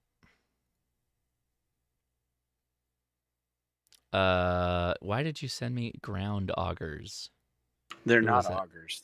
They're actually because those are some of the best guy wire connectors that I have ever seen. I bought a pair of them. In fact, I paid $33. They're on sale for $29. And if you look, they come in a nice little bag, and then you get that little screw or thing to screw them into the ground. Yeah. And so you get them into the ground really well. And like for guying a mast or something like that, really, I get some people can just take a thing and drive it in the ground, a stake or whatever, and the guide to that. Yeah. But I can't. I mean, everywhere around here is clay, and that'll come right out of the ground. Yeah. But these ones that screw down, there isn't anything that beats them. So, and these are some of the best. Somebody on Facebook was pointing that out to one of the POTA groups. I bought these. I'll drop the link in chat. Yeah, these are the guys. These are the guys that I use, and these are like what I would call an auger. I mean, yours are kind of also auger tent stake. So I use these with the Buddy Hex. And the ones you linked are also good for that. So when you do the Buddy Hex, you can pound in stakes. There's nothing wrong with that. With that said, it's a lot easier to just take your impact driver and just gun them in. Set that thing on 3 and just bust them into the dirt. Because in California, not like Texas. Texas has got clay, but in California, we got like sand. Like we have sand mixed in with everything. And so you need a good surface area down deep because stakes will pull out. Right. So you get your impact driver and you just that whole thing in, and that's what I do. I use these. I'll pull it up. You guys can see it. Hold on. These guys. Yeah. So they got a big flat base, and those hex heads, the loop unscrews. And so you just go in straight with your impact driver, and you attach those screws, and that's what you guy off on. So that's what I'll be using when we go to the camp out. Yeah, if you look at the ones that I showed you, there is so you get the screw mount on the top, but then there's a little ring that's connected to that you guide to. So I like that. That's a better solution. Yeah, it's got the same thing as what yours was showing with the loop at the top, but this has a hex key thing that you use to screw it in with your and that hex thing goes into the bag with the stakes. So it's it's all in one right here. Here's your kit. If no I'm impact doing driver, nothing. If I'm doing 3 of those things at 15 inches or so deep, I'm taking the impact driver. I'm just gonna gun them in. I'm not even gonna mess around with that. That's I found on the beach. On the beach with the big fat auger blade at the bottom. Those things stuck in really well. Yeah, the thing is the blades on the ones that I was pointing out probably are not as big as those ones you were showing. So those may work better for you in your for sand, for loose stuff. Yeah. Yeah, but you're on a mountaintop now. No, no. But see, I guy the 50-foot mast with that. Those. Wait, I take that back. When I was on Thomas Mountain, I used the same things. I just leaned into the impact driver and we just burned them in. That's all I did, man. Well, yeah, and I can see where like what you've got to work in many situations as well. Yeah. So yeah. And I have guided in fact, again, one of my DX commanders, the repeat is completely uses one of those, or 3 of those actually. The other one, the DX Commander Classic, has something that looks like that, but it's closer to what you have. But I bought it at Walmart, and it's all made out of plastic. And again, the problem with it is pulling up out of the ground. So when that wind came through, I can see where it has like pulled out a little bit out of the ground. So I'm probably going to replace it with one of these metal ones and get it down in the ground further. Because it's really hard for me because I'm not sure how you're doing the impact driver, but I have to, go in with a screwdriver or something in through that thing and twist it in order to get it to screw down. What do you mean, the impact driver? What do you mean? So how are you getting that onto without a hex head? Yeah, you get a hex head for the impact driver. Well, yeah, but I didn't see a hex head on that thing you were showing. Oh, the eye bolt screw comes out. Yeah. Oh, okay. And that collar at the top is a hex head. Okay, yeah, that makes sense then. And then you just hex head it down. You go nuts. That's There was a question from Scott, late to the party, so maybe already covered. How are you liking the TNC4? Rumor has it they fixed the on-off switch. I didn't notice any change with the on-off switch. It is the exact same thing. The TNC4 is very much the same thing as the TNC3. The addition that they added was that you can now USB-C straight into your computer and have it work as a TNC for your computer, so it's also charging. But at the same time, I believe they're also releasing a software update, or they already have, for the TNC3s to upgrade them to have that same capability. For me, USB-C is always the jam, so I love it because it's USB-C, but it's not any better with the power button, unfortunately. No change from what I saw. And sorry, I have not had a chance to go back and look at your TNC video. But so how do you do WinLink with it? Well, it's packet. It's just straight packet. So sure, but what software are you using, et cetera? WinLink Express. That's it. So you're using that little like Go laptop with it, right? Any laptop will work with it from my point of view. As long as it's got US or no Bluetooth, right? Yeah, but right. But with the TNC4, you could use USB. You could use USB-C. Either way, you just have to have it connected to the laptop, the TNC, and then the TNC with the wire connects to the radio, and it does the packet transmission. Now, for packet, you're not doing any cat control, so you're going to key the radio up for the appropriate frequency and then transmit. And what are you doing to support KISS? Nothing. I mean, so if you go watch the video, I do a screenshot on how you should set the settings for WinLink up. But once you do that, that's it. You're done. You just set the radio to the right frequency, and then you let WinLink do everything else. It's all audio at that point. Yeah, the reason I was mentioning KISS is that's how you do packet BBS. Yeah, it's KISS TNC. Yeah, it's all KISS. Yeah, the only thing this thing lacks, I'm sure, is the bulletin board inside of it. But it does not have anything other than KISS TNC. Right. There is nothing internal. Yeah, so that's the difference between this and like one of those $300 Cantronics. Exactly. Yeah. So the Cantronics provides the full packet interface. So your mailboxes and the software to be able to negotiate through multiple BBSs or multiple packet stations, all that's facilitated via the inboard software. Yeah,